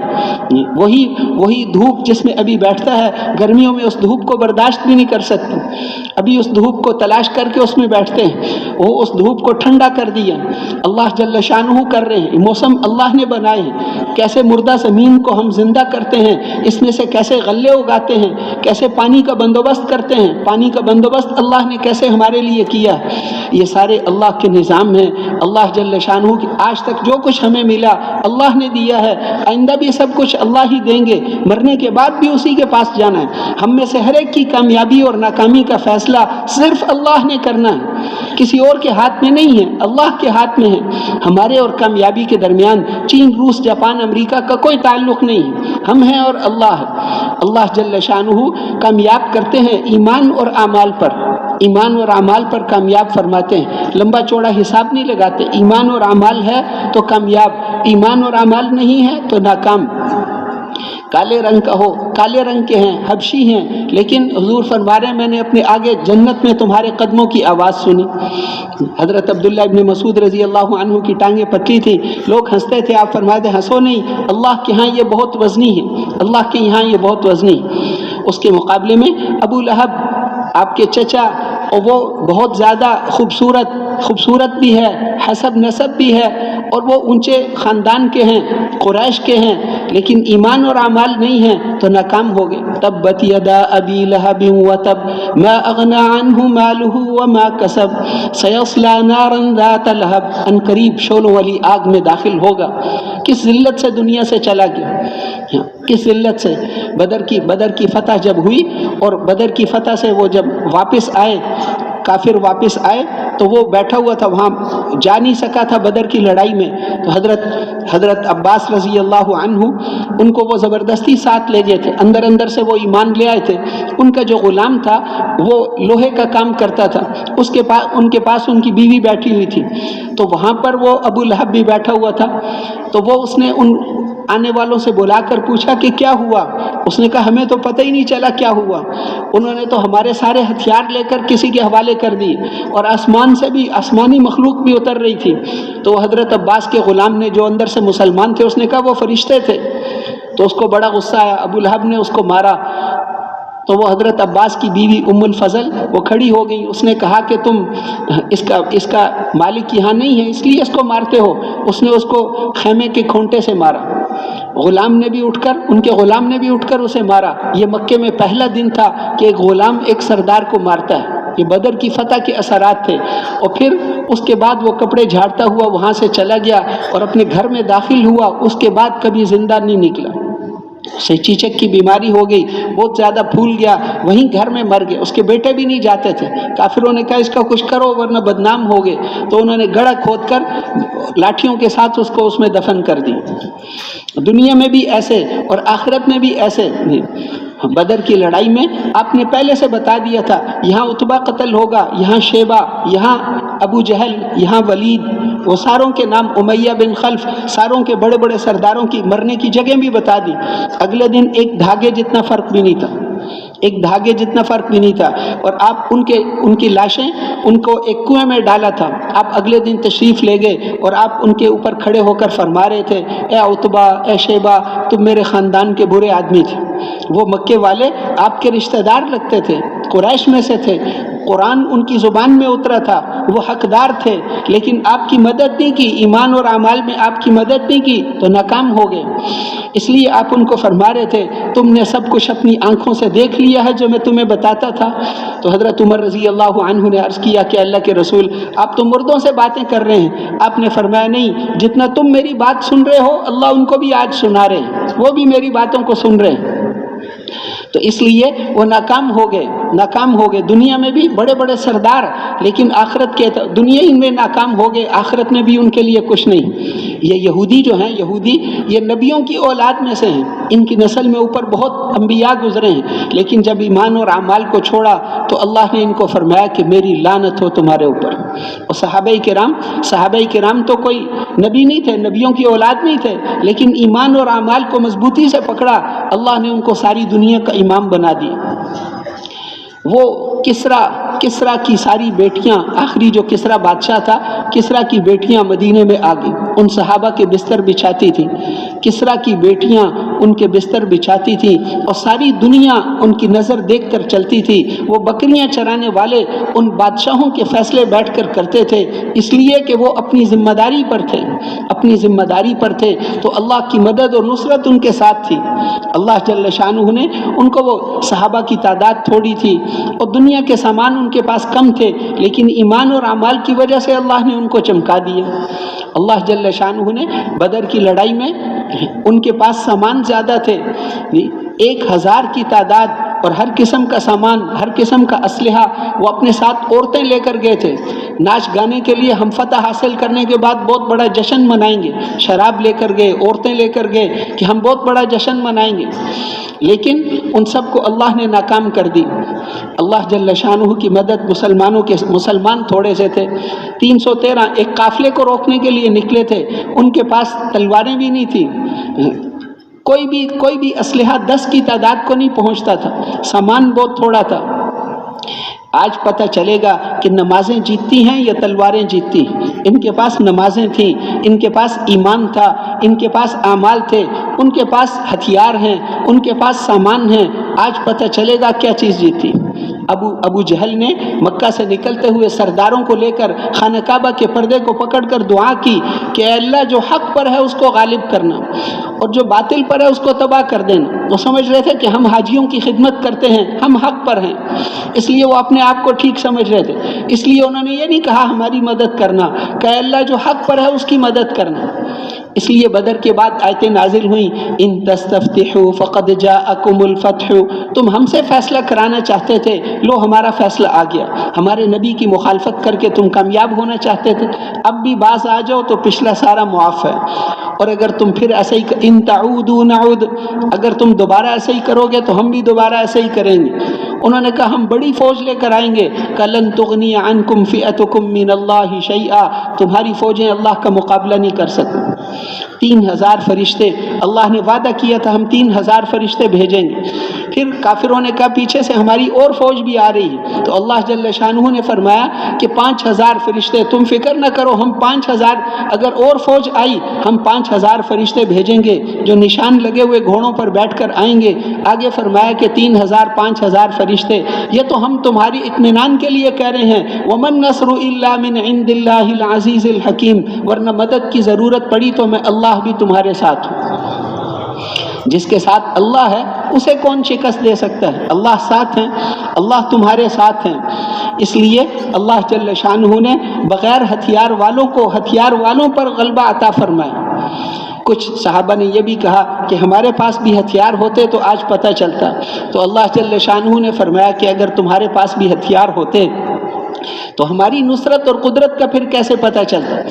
آج تم یہ لڑائی نہیں لڑنا چاہتے تھے، آج مسلمان یہ لڑائی نہیں لڑنا چاہتے تھے، مکے والے بھی یہ لڑائی نہیں لڑنا چاہتے تھے، آج اللہ یہ لڑائی کرانا چاہتے تھے۔ وَلَوْ تَوَعَدتُّمْ لَاخْتَلَفْتُمْ فِي الْمِيعَادِ، اگر تم نے تاریخ طے کی ہوتی تو یہ جنگ کبھی بھی نہ ہوتی۔ وَلَكِنْ لِيَقْضِيَ اللَّهُ أَمْرًا كَانَ مَفْعُولًا، یہ تو اللہ کا فیصلہ تھا اس لیے یہ جنگ ہوئی تھی۔ اللہ نے پہلے سے بتایا تھا کہ یا وہ قافلہ تمہیں ملے گا، وہ تجارتی قافلہ، اس میں آج کل کے حساب سے کروڑوں کا سامان تھا، تم وہ قافلہ لینا چاہتے تھے، کہ وہ قافلہ مل جائے تو مال زیادہ ملے گا. وَإِذْ يَعِدُكُمُ اللَّهُ إِحْدَى الطَّائِفَتَيْنِ أَنَّهَا لَكُمْ وَتَوَدُّونَ أَنَّ غَيْرَ ذَاتِ الشَّوْكَةِ تَكُونُ لَكُمْ وَيُرِيدُ اللَّهُ أَن يُحِقَّ الْحَقَّ بِكَلِمَاتِهِ وَيَقْطَعَ دَابِرَ الْكَافِرِينَ. تم یہ چاہتے تھے کہ وہ مال ہمیں مل جائے اور اللہ یہ چاہتے تھے کہ کفر کی جڑوں کو کاٹ دے. آج ہم کفر کی جڑوں کو کاٹنا چاہتے تھے تاکہ حق کا حق ہونا اور باطل کا باطل ہونا انسانوں کو پتہ چلے کہ اللہ باطل والوں کو کیسے تباہ کرتے ہیں، کیسے اللہ جل شانہ نے ان کو مٹا دیا. تو ان کے پاس، مکے والوں کے پاس سامان تھے، سارا کچھ تھا، لیکن وہ ناکام ہو گئے. اللہ جل شانہ نے مسلمانوں کی مدد فرمائی. فرشتے آسمان سے اترتے تھے اور مسلمانوں کی مدد کرتے تھے. اور جنگوں میں بھی فرشتے اترے، لیکن باقی جنگوں میں ان کو لڑنے کی اجازت نہیں تھی. صرف اللہ جل شانہ ان کو اطمینان کے لیے بھیجتے تھے. بدر میں اللہ نے حکم دیا تھا مارو تم ان کو. صحابہ کہتے ہم آدمی کے قریب ہوتے تھے اس کا سر کٹ کے جدا ہو جاتا تھا. حضور صلی اللہ علیہ وسلم کے چچا حضرت عباس وہ کافروں کی طرف سے آئے تھے. وہ بہت لمبے تھے، جب اونٹ پر بیٹھتے تھے گھوڑے پر تو ان کے پاؤں زمین پر لگتے تھے اور بہت اونچی آواز تھی. 12 میل دور باغ تھا، وہاں سے خادم کو بلا لیتے تھے آواز دے کر. اور وہ اتنے مضبوط، اب مضبوط آدمی کو، پہلوان کو کوئی بچہ پکڑ لے تو اسے بڑی شرم آتی ہے، اپنے برابر کا آدمی مارے تو کوئی بات نہیں. اب ان کو ایک چھوٹے سے قد والے صحابی بدر کی لڑائی کے بعد قید کر کے لے آئے. تو انہوں نے آتے یہ نہیں کہا کہ میں آپ کا چچا ہوں مجھے چھڑاؤ، بلکہ انہوں نے آتے ہی کہا کہ اس نے مجھے قید نہیں کیا، یہ جو مجھے پکڑ کر لایا ہے اس نے مجھے قید نہیں کیا، مجھے تو اس آدمی نے قید کیا جو میرے سے بھی لمبے قد والا تھا. لیکن وہ جنگ سے پہلے بھی تمہاری فوج میں نہیں تھا، جنگ کے بعد بھی تمہاری فوج میں کوئی نظر نہیں آتا. اس صحابی نے کہا اللہ کے رسول، اللہ کی قسم میں نے گرفتار کیا ہے. تو آپ نے فرمایا لا تحلف باللہ ایدک اللہ بملک کریم، قسم نہ کھاؤ، اللہ نے ایک کریم فرشتے کے ساتھ تیری مدد کی. اس فرشتے نے باندھ کر ان کو تمہارے حوالے کر دی. جیسے ایک بچہ اونٹ کو پکڑ کر لے آئے، ان کو پکڑ کر گرفتار کر کے لے آئے تو اللہ جل شانہ نے مدد فرمائی. اللہ کی مدد سے سارے کام پھر بن جاتے ہیں. تو اس لیے ایمان اور اعمال پر اللہ کی مدد آتی ہے. اللہ پر ایمان، آخرت پر ایمان. ہمارے اللہ جس طاقت اور قدرت کے ساتھ بدر کے دن تھے اور ہمارے اللہ جس طاقت اور قدرت کے ساتھ حضرت ابراہیم علیہ السلام کے زمانے میں تھے اور حضرت موسیٰ علیہ السلام کے زمانے میں تھے، اور جس طاقت اور قدرت کے ساتھ حضرت عیسیٰ علیہ السلام کے زمانے میں تھے، اور جس طاقت اور قدرت کے ساتھ حضرت محمد الرسول اللہ صلی اللہ علیہ وسلم کے زمانے میں تھے، ہمارے اللہ آج بھی اسی شان طاقت اور قدرت کے ساتھ ہیں. وہ نعوذ باللہ بوڑھے نہیں ہوتے، کمزور نہیں ہوتے، اللہ کے وعدے کبھی نہیں بدلتے. دنیا کے ایک نمک کی تاثیر کبھی نہیں بدلی تو اللہ کے وعدے کیسے بدل سکتے ہیں؟ گل بنفشہ اور یہ جڑی بوٹیوں ان کی تاثیر نہیں بدلتی تو اللہ کے وعدے وَلَن تَجِدَ لِسُنَّةِ اللَّهِ تَبْدِيلًا، اللہ کا وعدہ کبھی تبدیل نہیں ہوتا، اللہ کا قانون تبدیل نہیں ہوتا. اللہ کے وعدے آج بھی وہی ہیں. صحابہ کے پاس جتنے کامیابی کے سامان تھے وہ سب ہمارے پاس بھی ہیں. تو اللہ تو آج بھی وہی ہے. ایک تلوار اور ایک ایٹم بم، دونوں میں انسانوں کے اعتبار سے تو فرق ہے. اللہ کے اعتبار سے جیسے تلوار کچھ نہیں کر سکتی اللہ کے حکم کے سامنے، ایٹم بم بھی کچھ نہیں کر سکتا. حضور صلی اللہ علیہ وسلم غار ثور میں حضرت ابو بکر صدیق رضی اللہ عنہ کے ساتھ تھے. اس وقت انہوں نے عرض کیا کہ اللہ کے رسول کافر پہنچ گئے، اوپر کھڑے ہیں، اگر صرف نیچے جھک کر دیکھ لیا تو ہم نظر آ جائیں گے. میری تو خیر ہے، آپ کی تکلیف میرے سے برداشت نہیں ہوگی. تو آپ نے فرمایا کہ اے ابو بکر ما ظنک باثنین اللہ ثالثہما، ان دو کے بارے میں تیرا کیا خیال ہے جن کے ساتھ تیسرا اللہ ہے؟ ہمارے ساتھ اللہ ہے. لا تحزن ان اللہ معنا، تم گھبراؤ نہیں، اللہ ہمارے ساتھ. حضرت جی مولانا یوسف صاحب رحمۃ اللہ علیہ فرماتے تھے اگر ساری دنیا کے کافروں کی فوجیں جنگی جہاز لے کر آ جائیں اور وہ ہمارے اوپر بادلوں کی طرح آ جائیں اور ہر ایک ایٹم بم اور مختلف قسم کے بم لے کر آ جائے اور ہمارے دل میں یہ ہوا کہ موت ان کے ہاتھ میں نہیں اللہ کے ہاتھ میں ہے، کہ اللہ کی قسم اللہ ہماری ویسے ہی حفاظت فرمائیں گے جیسے اس دن حضور کی حفاظت فرمائی. حفاظت کرنے والے اللہ ہیں. اللہ جل شانہ کسی کی حفاظت کرنا چاہیں اور موت کے ہزاروں سامان ہوں، اللہ کا حکم چلتا ہے، وہ موت کے سامان اس آدمی کی حفاظت شروع کر دیتے ہیں۔ وہ موت کے سامان، وہ سانپ، وہ بچھو، وہ ساری چیزیں اس کی حفاظت کا ذریعہ بنیں گے۔ اس کائنات کا ہر ذرہ وہ کرتا ہے جو اللہ چاہتے ہیں۔ اور اگر اللہ کسی کو ہلاک کرنا چاہیں اور اس کے بے شمار باڈی گارڈ ہوں اور دنیا کا جدید ترین اسلحہ ہو، اللہ اس کو ہلاک کرنا چاہیں تو وہ باڈی گارڈ جو اپنی جان پر کھیل کر اس کو بچاتا تھا، آج وہ خود اس کو گولی مارے گا، اس لیے کہ حکم اللہ کا چلتا ہے۔ ما شاء اللہ کان وما لم یشاء لم یکن، جو اللہ چاہتے ہیں وہ ہوتا ہے اور جو اللہ نہیں چاہتے وہ نہیں ہوتا۔ اور پھر نبیوں پر ایمان لانا، نبیوں پر ایمان لانے کا کیا مطلب ہے کہ سارے انبیاء علیہم السلام حق ہیں، ہمارے نبی حضرت محمد صلی اللہ علیہ وسلم، ہم تو ان کے طریقے پر چلیں گے، ایمان ساروں کے اوپر لائیں۔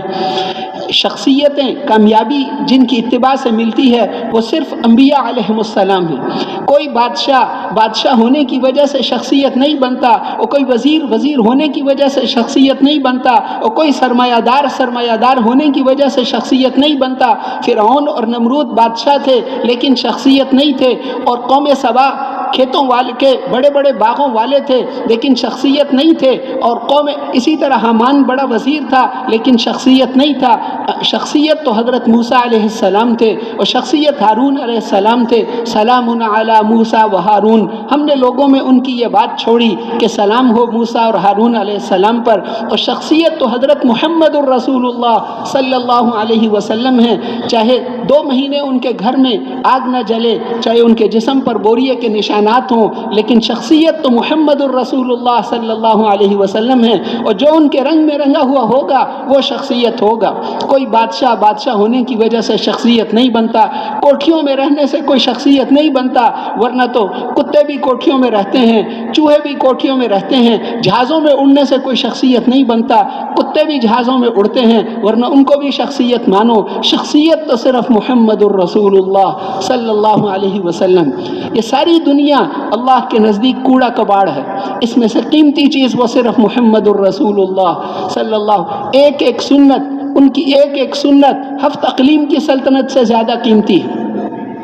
ابن عربی ایک امام ہے، ابن عربی، انہوں نے لکھا ہے کہ استنجا سنت کے مطابق کر لو، سیکھ کر استنجا سنت کے مطابق کر لو، اس سے اللہ تمہیں اتنا نور دیں گے جتنا نور سورج اور چاند میں بھی نہیں۔ سورج سے زیادہ نور تو صرف استنجا والی سنت پر ملے گا، اور وضو والی سنت پر کتنا ملے گا، اور نماز والی سنت پر کتنا ملے گا، ہر عمل پر کتنا اللہ جل شانہ نوازیں گے۔ قیمتی چیز وہ صرف محمد الرسول اللہ، اور ان کے رنگ میں جو رنگا ہو۔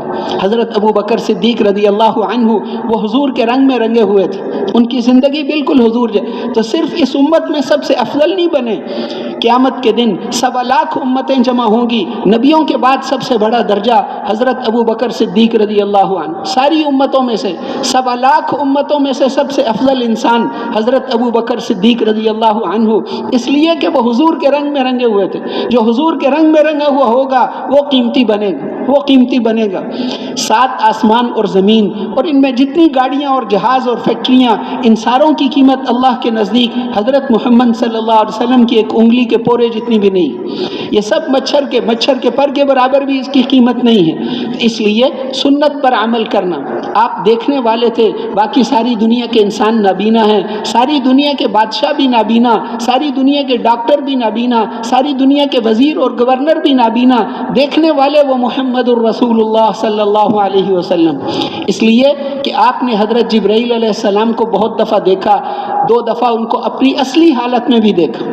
جبرائیل علیہ السلام جب کھڑے ہوتے تھے تو ان کا سر آسمانوں میں اور ان کے پاؤں زمین میں، 14,000 سال سفر کرو اتنا ان کا قد تھا۔ زمین سے آسمان تک صرف 500 سال کا 500 سال کا راستہ ہے، اور وہ 7ویں آسمان سے اوپر اتنا بڑا فرشتہ جب اللہ کے دربار میں جاتا ہے تو یہ باغوں میں اڑنے والی چڑیا جتنا رہ جاتا ہے۔ اللہ اتنے بڑے ہیں، اور حضور صلی اللہ علیہ وسلم نے جبرائیل علیہ السلام کو اپنی اصلی حالت میں دیکھا، جنت کے سارے منظر اپنی اصلی حالت میں دیکھے، فرشتوں کو۔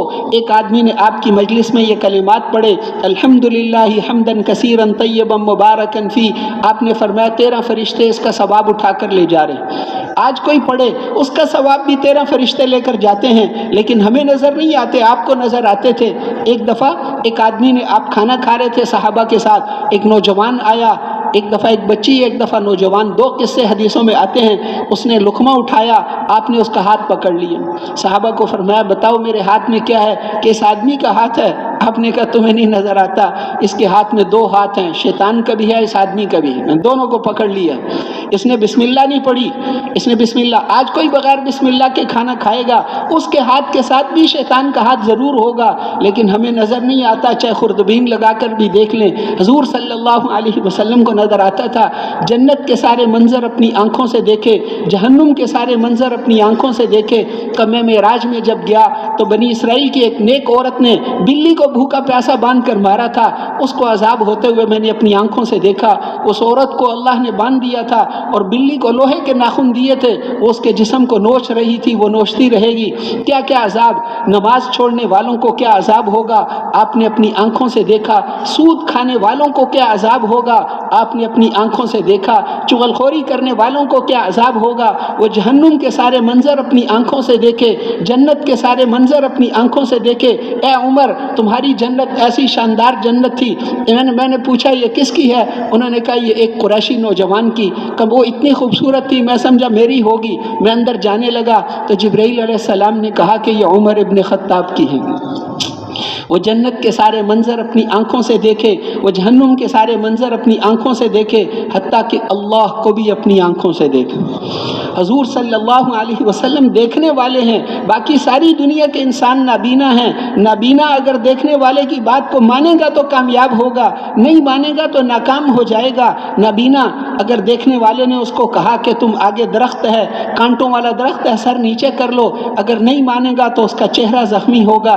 اگر کبھی دیکھنے والے نے نابینے کو کہا کہ آگے بہت گہرا کنواں ہے، کھڈا ہے، اس کے اندر گر جاؤ گے، ایک طرف ہو جاؤ، وہ کہ نہیں میں مالدار ہوں، تو غریب ہے، میں تیری بات نہیں مانتا، نہیں مانے گا تو کھڈے میں گر کر یا تو قبرستان پہنچ جائے گا یا ہسپتال تو ضرور زخمی ہو کر پہنچے گا۔ زندگی میں جب بھی دیکھنے والے کی بات نابینا مانے گا تو فائدے میں رہے گا، نہیں مانے گا تو نقصان میں رہے گا۔ ہم سارے کے سارے نابینا اور دیکھنے والے محمد الرسول اللہ صلی اللہ علیہ وسلم ہیں، ان کی بات مان کر زندگی گزاریں گے تو کامیاب ہوں گے، ان کی بات کو نہیں مانیں گے تو ناکام ہو جائیں گے۔ اس لیے سنت طریقوں کو اپنانا، سنت طریقوں کو لینا، آپ والے طریقوں میں کامیابی ہے۔ پھر اب نماز کے ذریعے سے اپنے مسئلوں کو حل کرنا، جماعت کی نماز کو نہیں چھوڑنا۔ ایک نابینا صحابی 5-6 عذر انہوں نے بیان کیے، آپ نے ان کو گھر نماز پڑھنے کی اجازت نہیں دی۔ عبداللہ ابن ام مکتوم نابینا صحابی تھے، وہ آئے، انہوں نے آ کر کہا کہ اللہ کے رسول انی رجل ضریر البصر، میں نابینا آدمی ہوں، شاسع الدار، میرا گھر مسجد سے بہت دور ہے، اور لیس لی قائد، مجھے کوئی لے کر گھر سے یہاں آنے والا، ہمارے گھر میں کوئی بچہ بھی نہیں ہے، کوئی پوتا، کوئی بیٹا، کوئی لانے والا بھی نہیں ہے، نابینا آدمی ہوں، گھر بہت دور ہے۔ آپ نے فرمایا میں گھر میں نماز پڑھ لیا کروں؟ آپ نے فرمایا تمہیں اذان کی آواز آتی ہے؟ انہوں نے کہا آتی ہے۔ کہ پھر نماز گھر میں پڑھنے کی اجازت نہیں۔ پھر بعد میں انہوں نے کچھ عرصے کے بعد انہوں نے پوچھا کہ اللہ کے رسول مدینہ منورہ میں یہ کیڑے مکوڑے بہت ہوتے ہیں، رات کے وقت کوئی سانپ بچھو، کوئی، میں نابینا آدمی ہوں، اور یہاں پر جو ہے یہ جھاڑیاں درخت یہ بھی بہت زیادہ ہیں، اس زمانے میں تو ایسے راستے نہیں ہوتے تھے اس زمانے میں، اس لیے اندھیرا ہوتا تھا، اس لیے آپ نے فرمایا تھا بشر المشائین فی الظلم الی المساجد بالنور التام یوم القیامہ، اندھیروں میں مسجدوں میں جانے والوں کو قیامت کے دن کے پورے نور کی خوشخبری سنا دو۔ اس زمانے میں یہ باتیں کہی تھیں جب اندھیرا ہوتا تھا، ان کا اللہ کے رسول وہاں پر جھاڑیاں بہت ہیں، کیڑے مکوڑے بہت ہیں، میرا گھر بہت دور ہے، ہڈیاں کمزور ہو گئیں، کمزور آدمی ہوں، مجھے کوئی لانے والا بھی نہیں ہے، میں گھر میں نماز پڑھ لیا کروں۔ آپ نے فرمایا کوئی تمہیں اذان کی آواز آتی ہے؟ کہ اذان کی آواز تو آتی ہے، کہ تمہیں گھر نماز پڑھنے کی اجازت نہیں۔ اب بتاؤ ہمارے پاس کتنا عذر، ان سے زیادہ کوئی عذر ہے ہمارے پاس؟ نماز سے سارے مسئلے حل ہوتے ہیں، نماز اللہ سے لینے کا یقینی راستہ ہے۔ آپ پر جادو کر دیا تھا، حضور صلی اللہ علیہ وسلم پر جادو ہو گیا تھا، آپ کو بہت تکلیف ہوتی تھی، سوئیاں چبھتی تھیں، بھول جاتے تھے، تو آپ کو لوگ سمجھتے تھے بیمار ہیں، آپ ایک دفعہ حضرت عائشہ فرماتی میری باری تھی، میری رات باری باری ایک بیوی کے پاس جاتے تھے، حضرت عائشہ کی باری تھی، میری باری تھی، آپ گھر تشریف لائے، میں انتظار میں بیٹھی تھی، آپ نے مجھے دیکھا ہی نہیں، نماز کی نیت باندھی، پڑھتے رہے، ساری رات نماز پڑھتے رہے، اے اللہ مجھے ٹھیک کر دے، اے اللہ ٹھیک کر، نماز پڑھتے رہے۔ صبح کی اذان، اس وقت آپ لیٹے، فرشتے آ گئے، جبرائیل علیہ السلام سر کی طرف، میکائیل علیہ السلام پاؤں کی طرف، انہوں نے آپس میں باتیں شروع کر دی۔ میکائیل علیہ السلام نے کہا آپ کے دوست کو کیا ہوا ہے، بیمار ہیں؟ ان کا نہیں، ان پر جادو ہوا ہے۔ کس نے کیا ہے؟ کہ لبید ابن عاصم نے کیا ہے، ان کے بالوں کو لے کر ان پر گریں، پڑھ کے پھونک مار کے اس نے جادو کر کے ایک کھجور کے پتے میں اس کو ڈال کر فلاں کنویں کے اندر پتھر کے نیچے رکھا ہوا ہے، یہ جا کر نکالیں گے تو ٹھیک ہو جائیں گے۔ جبرائیل علیہ السلام نے بتایا، پھر اس فرشتے نے کہا کہ یہ تو سوئے ہوئے ہیں، تو جبرائیل علیہ السلام نے کہا ان کی آنکھیں تو سوتی ہیں، ان کا دل نہیں سویا کرتا، انہوں نے ہماری ساری باتیں سن لی ہیں، چلو ہمارا کام پورا ہو گیا۔ وہ دونوں فرشتے چلے گئے، وہ چلے گئے تو آپ اٹھ کر بیٹھ گئے اور آپ نے فرمایا عائشہ میرا مسئلہ تو حل ہو گیا۔ زید ابن حارثہ کو لے کر گئے اپنے ساتھ، وہ جو آپ کے منہ بولے بیٹے تھے، ان کو وہاں پر وہ پتھر اس سے وہ نکالا اور آپ ایسے جیسے رسیاں کھول دی، ٹھیک ہو گئی۔ پھر اس کو لوگوں کو بتایا بھی نہیں، حضرت عائشہ کہتی نہیں صحابہ کو بتاؤ اس نے یہ کیا ہے، نہیں، میں اپنی وجہ سے کسی سے بدلہ نہیں لیتا، اس آدمی کو ساری زندگی بتایا بھی نہیں۔ تو اس لیے جادو کا علاج بھی نماز سے کرا لی، نماز سے مسئلے حل کراتے تھے۔ اگر میری نماز حضرت محمد صلی اللہ علیہ وسلم جیسی نماز بن گئی تو ابھی سے لے کر جنت میں جانے تک کے سارے مسئلے حل ہو گئے۔ دکان سے پلنا یقینی نہیں ہے، نماز سے پلنا یقینی ہے، نماز پلنے کا یقینی سبب ہے، نماز پلنے کا یقینی سبب ہے، نماز کامیابی کا یقینی سبب ہے۔ جس آدمی کا یقین صحیح ہوگا وہ دکان دیر سے کھلے کوئی بات نہیں، نماز میں کمی نہیں آنے دے گا، نماز میں تکبیر اولیٰ میں کمی نہیں آنے دے، میرے مسئلے تو نماز سے حل ہوتے ہیں، دکان پہ دیر ہوگی کوئی بات نہیں، تو نماز پر محنت کرنا، اپنی نماز کو خوبصورت بنانا، نماز میں ادھر ادھر کی حرکت نہیں کرنی، نماز میں 3 پابندیاں اپنے اوپر لگانی، ہاتھوں کو نہیں ہلانا، نظر کی پابندی، ہاتھوں کی پابندی، دھیان اللہ کی طرف ہو، یہ ساری چیزیں اپنی نمازوں پر محنت، نماز کو اچھا بنانے کی محنت کرنا، آہستہ آہستہ پڑھنا، تیز تیز نہیں پڑھنا، تیز تیز پڑھے گا تو اس نماز کو اس کے منہ پر مار دیتے، رب مصلٍ، بہت سارے نمازی ان کی نماز ان پر لعنت کرتی ہے فرمایا۔ اس لیے نماز پر محنت کرنا، پھر سیکھ کر سارا دین سیکھ کر چلنا ہے، سیکھنا ہے، تجارت بھی سیکھنی ہے، اللہ کے احکام کو سیکھنا ہے، شادی بیاہ کیسے کرنے ہیں۔ مسلمان یہ نہیں کہتا کہ بس ہمارے گھر میں مال آئے، وہ تو دیکھتا ہے اس سے اللہ ناراض ہوں گے یا نہیں۔ وہ صحابی کی عورت، اس نے گھر سے جاتے ہوئے خامن کو کہا کہ 3 دن کا فاقہ ہو گیا، کوئی بات نہیں، لیکن تم ہمارے گھر میں حرام چیز لے کر نہ آنا، ہم جہنم کی آگ کو برداشت نہیں کر سکتے، حرام کو ہم برداشت نہیں کر سکتے، ہم نہ کھائیں، 1 دن اور فاقہ برداشت کریں گے، لیکن حرام ہمارے گھر میں لے کر نہ آنا۔ تو سیکھنا، کمائی پورا نہیں تولتا تو اس کو کبھی خوشیاں نصیب نہیں ہوں۔ اللہ کا حکم ہے پورا تولو، کسی کا حق نہ کھاؤ، پورا نہیں تولے گا، پیٹرول پورا نہیں تولے گا، چیزیں پوری نہیں تولے گا، اس کو کبھی خوشیاں نہیں ملیں گی۔ کسی کا حق کھائے گا، اس کو خوشی نہیں ملے گی، اس کی کبھی بیوی بیمار، کبھی بچے بیمار، کبھی یہ ایکسیڈنٹ، کبھی وہ ایکسیڈنٹ، وہ تو اس کو پریشانیاں آئیں گی۔ مولانا احمد علی لاہوری صاحب فرماتے تھے کہ 80% گناہ جو ہوتے ہیں یہ کھانے کے غلط ہونے کی وجہ سے ہوتے ہیں۔ مشکوک کھانا نہیں کھانا، حلال کھانا کھانا ہے۔ عفت فی طعمۃ، کھانے کو حلال کرو، حلال کھانا، جیسے صحت کے اندر اس کا اثر ہوتا ہے، کھانے کا اثر ہوتا ہے، کھانا صحیح ہو یا خراب اس کا صحت پر اثر پڑتا ہے، اسی طرح پاک اور ناپاک کھانے، حلال کھانے کا بھی اثر پڑتا ہے۔ نیک اچھا کھانا، حلال کھانا کھائے گا تو اعمال کا شوق پیدا ہوگا، اور ایسا کھانا، مشکوک کھانا کھائے گا تو برائیوں کی طرف اس کا دھیان جائے گا۔ اسی طرح جو ہے اپنے اخلاق کو اچھا بنانا۔ 2 آدمیوں کو ان کی غلامی نے بہت فائدہ دیا۔ ایک حضرت زید ابن حارثہ رضی اللہ عنہ تھے۔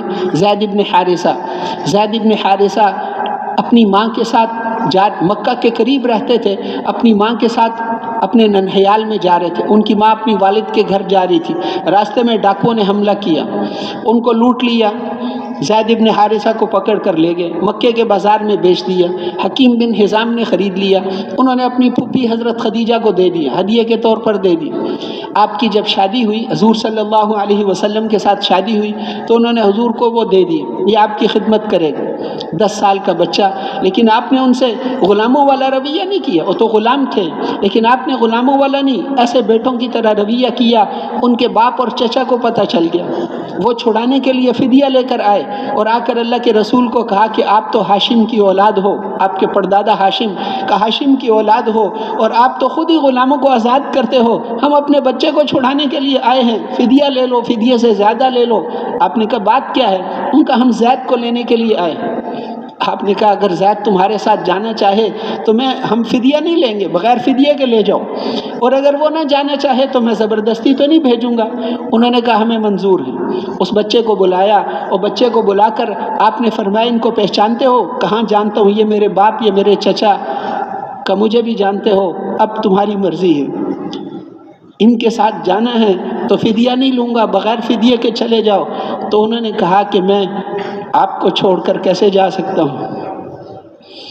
باپ اور چچا نے کہا کہ اے زید، تو سارے خاندان کو غلامی کو ترجیح دیتا ہے، خاندان پر، ماں باپ سارا خاندان ادھر ہے، ان کو چھوڑ کر؟ اس نے کہا ہاں، میں نے ان میں ایسی بات دیکھی ہے، میں ان کو کبھی چھوڑ کر نہیں جا سکتا۔ اس وقت آپ نے خوش ہو کر ان کو اپنی گود میں بٹھا لی، کہ میں نے اس کو اپنا بیٹا بنا لیا۔ اب ان کو سارے مکے والے زید ابن محمد کہتے تھے، زید ابن محمد، اور حضور کو ابو زید کہتے تھے، زید کے باپ۔ پھر اللہ نے قرآن میں بھی ان کا نام لیا۔ انعام یہ ملا کہ اللہ نے صرف ایک صحابی کا نام قرآن میں لیا، کسی اور صحابی کا نام قرآن میں نہیں۔ فلما قضى زید منها وطرا زوجناکها، اللہ نے زید کا نام قرآن میں لیا۔ کروڑوں انسانوں نے آج تک پڑھا، اور قیامت تک اس کے نام کو اللہ نے عبادت بنا دی، اس کے نام کو پڑھنے سے نیکیاں ملتی ہیں، قرآن کا حرف بن گیا۔ اس صحابی کا نام، وہ زید ابن حارثہ گھر میں رہتا تو زید حارثہ کا بیٹا تھا، لیکن اس کو غلامی نے حضور کی مجلس میں پہنچا دیا۔ حب رسول اللہ، حب رسول اللہ بن گئے، اللہ کے رسول کے محبوب بن گئے۔ حضرت عمر ان کے بیٹے کو وظیفہ زیادہ دیتے تھے، اپنے بیٹے کو کم دیتے تھے۔ حضرت عمر کے زمانے میں تو ان کے بیٹے نے کہا وہ غلام کا بیٹا اور یہ میں تو امیر المومنین کا بیٹا، تو حضرت عمر نے فرمایا کہ اس کے باپ سے، حضور کو اس کے باپ سے، تیرے باپ سے زیادہ محبت تھی، اور حضور کو اس کے ساتھ تیرے سے زیادہ محبت تھی، اس لیے اس کا وظیفہ زیادہ ہو، تمہارا وظیفہ کم ہے۔ ایک تو زید ابن حارثہ کو غلامی نے بہت نفع دیا، دوسرا سلمان فارسی تھے۔ سلمان فارسی بکتے بکاتے اپنے گھر سے حق کی تلاش میں نکلے تھے، آگ کی پوجا ان کی قوم کرتی تھی، گھر والے وہاں سے ایک عیسائی کے پاس پہنچ گئے، اس عالم کی خدمت کرتے رہے، وہ مرنے لگا، اس نے کہا فلاں عالم کے پاس چلے جاؤ، وہ حق عالم ہے، اس نے اگلے کے پاس، اس نے اگلے کے پاس، آخری والے نے اسے کہا کہ اب دنیا میں کوئی بھی عالم باقی نہیں رہا، آخری نبی البتہ آئے ہیں، آخری نبی، ان کی 3 نشانیاں ہیں، ہدیہ قبول کریں گے کھائیں گے، صدقہ قبول کریں گے لیکن کھائیں گے نہیں، غریبوں کو دے دیں گے، اور ان کی کمر پر مہر نبوت ہے۔ اب انہوں نے ایک اکیلے سفر تو کر نہیں سکتے تھے، ایک قافلے کے ساتھ کہا یہ مال بھی لے لو اور مجھے عرب تک پہنچا دو۔ انہوں نے آگے جا کر ان کو بیچ بھی دیا، مال بھی لے لیا، آگے جا کر آزاد لوگوں، اس زمانے میں غلام بکتے تھے تو ان کو بھی بیچ دیا۔ پھر وہ 10 آقا کے پاس بکتے رہے، اس نے آگے بیچا، اس نے آگے بیچا، اس نے آگے، 10ویں کے پاس جب پہنچے تو وہ ایک یہودی تھا، مدینہ منورہ میں پہنچ گئے۔ اب ان کو پتہ چلا کہ اللہ کے رسول ہجرت کر کے آئے ہیں، تو پہلے دن ایک پلیٹ میں کھجوریں لے کر پہنچ گئے، کہ یہ صدقہ ہے، آپ نے کہا غریبوں کو دے دو۔ دوسرے دن پھر ایک پلیٹ میں کھجوریں رکھ کر پہنچ گئے، کہ یہ ہدیہ ہے، آپ نے کہا لے آؤ، خود بھی اس میں سے کھایا۔ پھر کہا تیسری نشانی بھی دیکھ لو، وہ مہر نبوت بھی دکھا دی، وہ کلمہ پڑھ کے مسلمان ہو گئے۔ بدر اور احد میں شریک نہیں ہو سکے تھے کیونکہ غلام تھے، لیکن آپ نے کہا آقا سے مکاتبت کر لو، انہوں نے آقا سے مکاتبت کی۔ مکاتب کا مطلب ہوتا ہے کہ پیسے لے کر مجھے چھوڑ دو، تو وہ مکاتب بنے کہ اتنے کھجور کے درخت لگاؤ، 100 درخت لگاؤ، جب وہ پھل دیں تو پھر ہم تمہیں آزاد کریں۔ خندق کی لڑائی سے پہلے وہ آزاد ہو گئے، آپ نے اپنے ہاتھوں سے وہ پودے لگائے، 1 سال میں وہ پھل دینے والے بن گئے، پھر وہ آزاد ہو گئے۔ خندق انہی کے اشارے سے کھدی تھی، ان کا یہ مشورہ تھا، ان کے مشورے سے کھدی۔ تو حضور نے 2 کی جوڑی بنائی تھی، حضرت سلمان فارسی کی جوڑی۔ آپ جتنے مہاجر آتے تھے ایک خاندان میں ایک آدمی کو جوڑ دیتے تھے. اگر سارے مہاجروں کو الگ رکھتے تو ان کو سنبھالنا تو بہت بڑا مسئلہ تھا. ہر ایک کو ایک خاندان کو دے دیا، اس طرح سنبھالنا بہت آسان تھا. تو سلمان فارسی کو ابو دردہ کے ساتھ جوڑا. آپ نے وہ حضرت ابو دردہ ساتھ گھر لے گئے. گھر گئے تو پہلے تو انہوں نے ان کی بیوی کو دیکھا، اس نے میلے کچالے کپڑے پہنے ہوئے تھے. تو حضرت سلمان فارسی نے اس کو کہا کہ یہ کیا ہے؟ عورت جس گھر میں ہوتی ہے وہ گھر صاف ستھرا ہوتا ہے، کپڑے یہ تم نے اپنی کیا حالت بنائی ہوئی؟ تو ان کی بیوی نے کہا کہ تمہارے بھائی کو کوئی شوق ہی نہیں، میں کس کے لیے تیار ہوں؟ تمہارا بھائی جو ہے دن کو ہمیشہ روزہ، رات کو ہمیشہ نماز، وہ تو مجھے دیکھتا ہی نہیں، اس کی الگ زندگی، میری الگ زندگی. وہ کہا اچھا ٹھیک ہے، اس سے بھی بات. پھر ابو دردہ کھانا لے کر آئے، کھانا کھا لو دوپہر کا. انہوں نے کہا تم بھی میرے ساتھ کھاؤ. ان کا میرا تو روزہ ہے، میں ہمیشہ روزہ رکھتا ہوں، کہ میں بھی نہیں کھاؤں گا، لے جاؤ. پھر اب مہمان کے آگے سے کھانا کیسے اٹھائیں، بڑی شرم کی بات تھی. ان کو بھی کہا مجھے روزہ رکھنے دو. انہوں نے کہا نہیں، میرے ساتھ کھاؤ گے.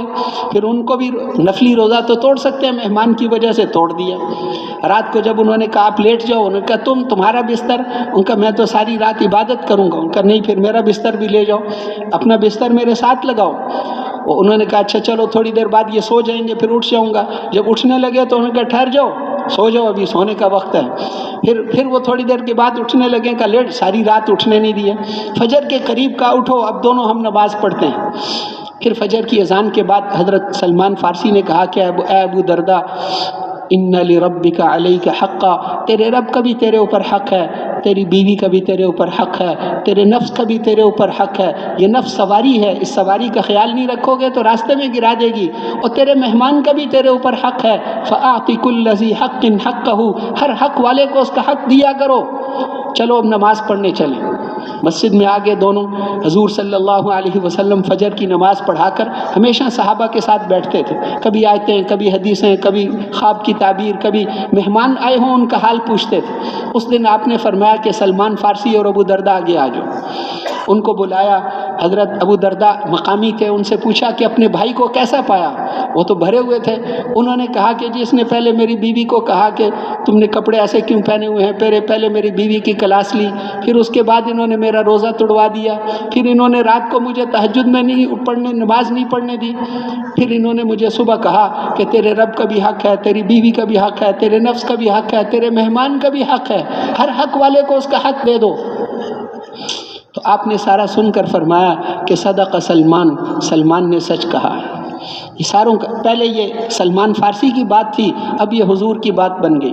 تیرے رب کا بھی حق ہے، تیری بیوی کا بھی حق ہے، تیرے نفس کا بھی تیرے اوپر حق ہے، تیرے ساتھی، تیرے مہمان کا بھی تیرے اوپر حق ہے. ہر حق والے کو اس کا حق دے دیا کرو. قیامت کے دن پوچھا. اب وہ ایک روایت تو یہ آتی ہے بخاری شریف میں، دوسری روایت یہ آتی آپ نے لوگوں کے حقوق کیسے دیے. ایک عورت تھی، باندھی تھی، حضرت بریرہ نام تھا اس کا، باندھی، حضرت عائشہ کی باندھی تھی. وہ تھی پہلے کسی اور کی باندھی، حضرت عائشہ سے سبق پڑھتی تھی. اس کے آقا نے اس کی شادی مغیث ایک لڑکے کے ساتھ کرا دی. باندھی تو نہیں بول سکتی، اس کی شادی جس کے ساتھ میں آزاد عورت کہہ سکتی ہے میں نہیں کرتی، لیکن باندھی تو نہیں کہہ سکتی.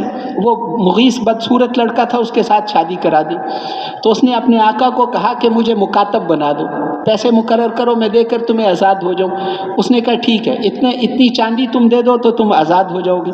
وہ حضرت عائشہ کے پاس گئی کہ اماں جان میری مدد کرو، مجھے مکاتب بنا دیا ہے. تو انہوں نے سن کر فرمایا کہ اس سے اچھی بات تمہیں نہ بتاؤں، میں سارے پیسے دے کر تمہیں خرید لیتی ہوں، پھر میں تمہیں آج ہی آزاد کر دوں گی. تو اس کے مولا نے کہا کہ بشرطے کہ ولا مجھے ملنی چاہیے. خیر آپ حضرت عائشہ نے اسے خرید لیا اور خرید کر آزاد کر دیا. اور وہ چونکہ سبق پڑھتی تھی، اسے مسئلے کا پتہ تھا کہ باندھی جب آزاد ہو تو وہ اپنے خامن کو چھوڑ سکتی، اپنے خامن کو چھوڑ سکتی. تو بریرہ نے آزاد ہوتے ہی پہلی بات یہ کی کہ اس نے کہا میں نے مغیث کو چھوڑ دیا، اپنے خامن سے آزادی اختیار کر لی. عورت جب آزاد ہو اس کو یہ حق شریعت دیتی. تو اب اس کو تو بہت محبت تھی اس لڑکے کو، وہ پیچھے پھرتا تھا، بہت سے فارشیں کی، لیکن اس نے کہا مجھے دوبارہ نظر نہ ہو. پھر وہ ایسے دیوانہ جیسا ہو گیا، گلی میں پھرتا تھا. حضور صلی اللہ علیہ وسلم نے دیکھا اس کا کیا حال ہو گیا ہے، انہوں نے کہا آج ہم اس کی سفارش کریں گے. اور وہ کہہ رہا تھا اس وقت کہ کوئی ہے جو مجھے بریرہ سے ملا دے، کوئی ہے جو مجھے بریرہ سے ملا دے. حضور صلی اللہ علیہ وسلم واپس گئے. آپ نے کہا بریرہ کو بلاؤ. بریرہ کو بلایا، آپ نے فرمایا کہ مغیث کا کیا قصہ ہے، مغیث کا کیا قصہ ہے؟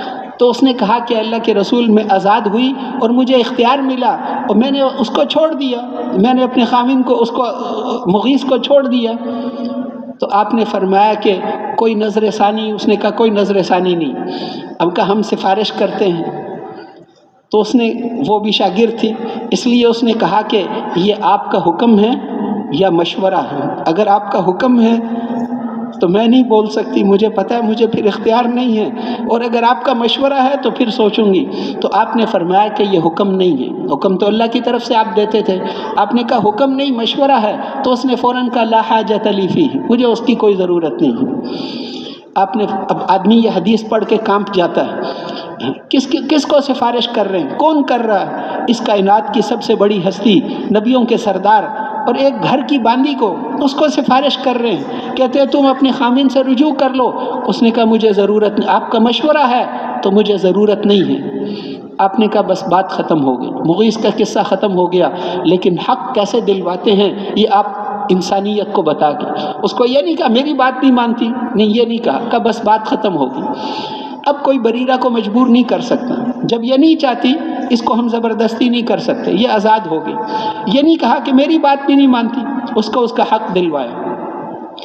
پھر ایک اور روایت ہے بخاری شریف، آپ ایک دفعہ بیٹھے ہوئے تھے مجلس میں، دائیں طرف عبداللہ ابن عباس تھے، وہ 10-11 سال کے بچے، آپ کے بھتیجے بھی بھانجے بھی، جی ادھر حضرت ابوبکر صدیق رضی اللہ عنہ بیٹھے ہوئے تھے۔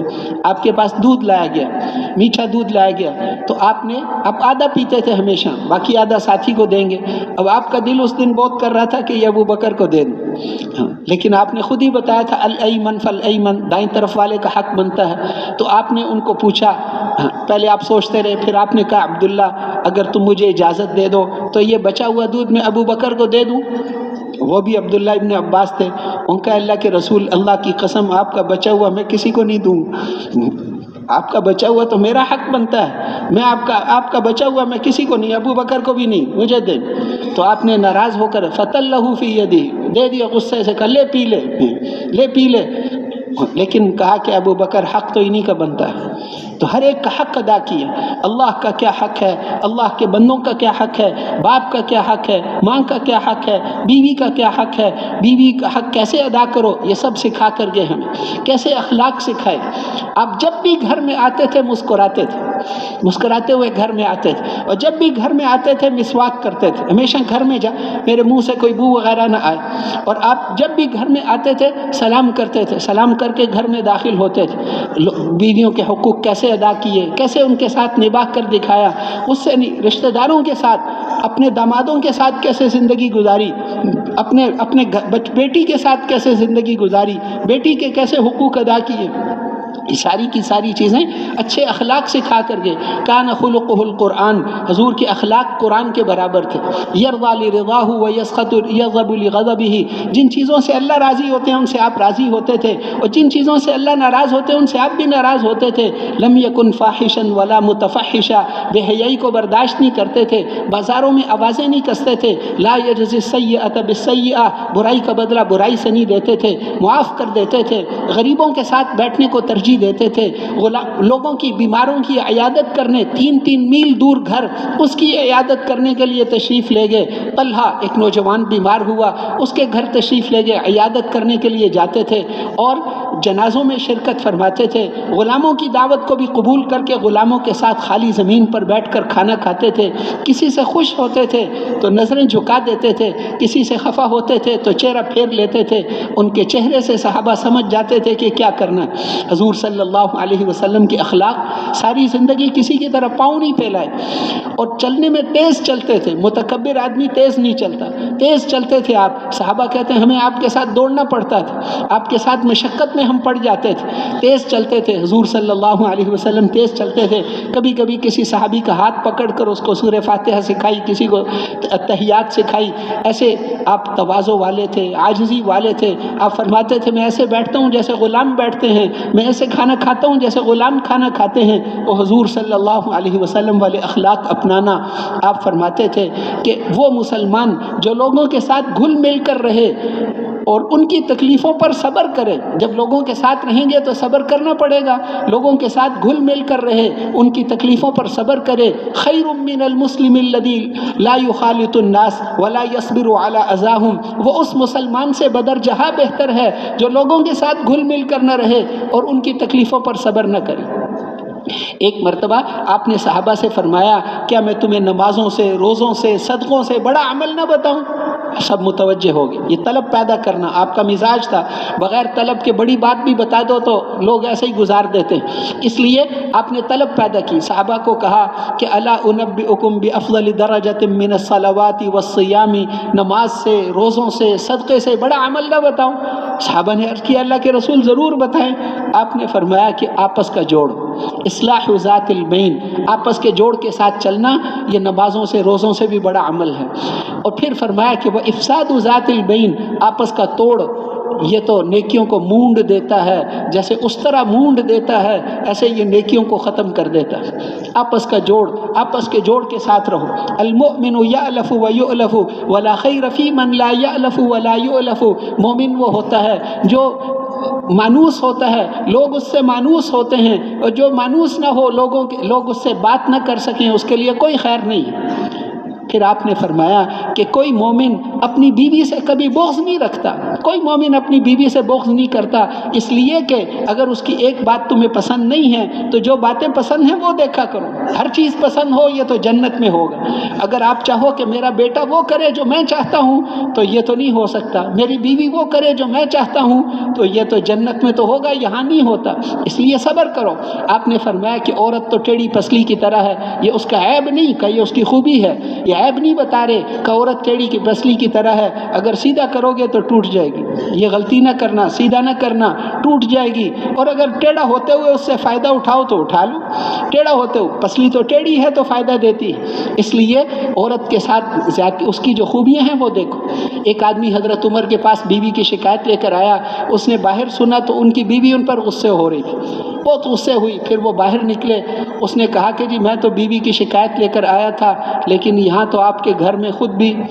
انہوں نے کہا کہ اللہ کے بندے, وہ میرے بچوں کی ماں ہیں, میرے کپڑے صاف کرتی ہے, برتن دھوتی ہے, سارے اتنے کام میرے کرتی ہے, میں اس کی اتنی باتیں بھی برداشت نہیں کروں. اس نے کہا جی میں سمجھ گیا, کہ جو خوبیاں ہیں وہ دیکھا کرو, اس کی خوبیاں دیکھا کرو. وہ کسی اور کے پاس نہیں جاتی, تمہارے ساتھ ہے, اس لیے اس کی خوبیاں دیکھا کرو. تم میں بہترین آدمی وہ ہے جو اپنی بیوی سے اچھا سلوک کرے. تو اس لیے جو ہے وہ اچھا سلوک کرنا, گھر والوں کے ساتھ اچھا سلوک, رشتہ داروں کے ساتھ, اپنے ساتھیوں کے ساتھ اچھا سلوک کرنا, مخلوق کے ساتھ اچھا سلوک کرو. یہ مخلوق اللہ کا کنبہ ہے, اللہ کے نزدیک سب سے افضل وہی ہے جو اس کے ساتھ اچھا سلوک کرے. پھر ہر عمل کو اللہ کے راضی کرنے کے لیے کرنا, اس لیے کہ مخلوق تو ہمیں کوئی فائدہ نہیں دے سکتے, وہ تو خود ہی محتاج ہیں. جیسے ایک مری ہوئی بھینس سے کچھ نہیں ہوتا, ایسے ان وزیروں سے بھی کچھ نہیں ہوتا. اللہ کرتے ہیں, اللہ کے حکم سے ہوتا ہے, اللہ کو راضی کرنے کے لیے کرنا ہے. اور میرے محترم بھائی اور دوستو, یہ کام ہماری زندگی کا مقصد ہے, یہ دعوت والا کام ہمیں اسی کے لیے بنایا ہے. وَكَذَلِكَ جَعَلْنَاكُمْ أُمَّةً وَسَطًا لِتَكُونُوا شُهَدَاءَ عَلَى النَّاسِ وَيَكُونَ الرَّسُولُ عَلَيْكُمْ شَهِيدًا.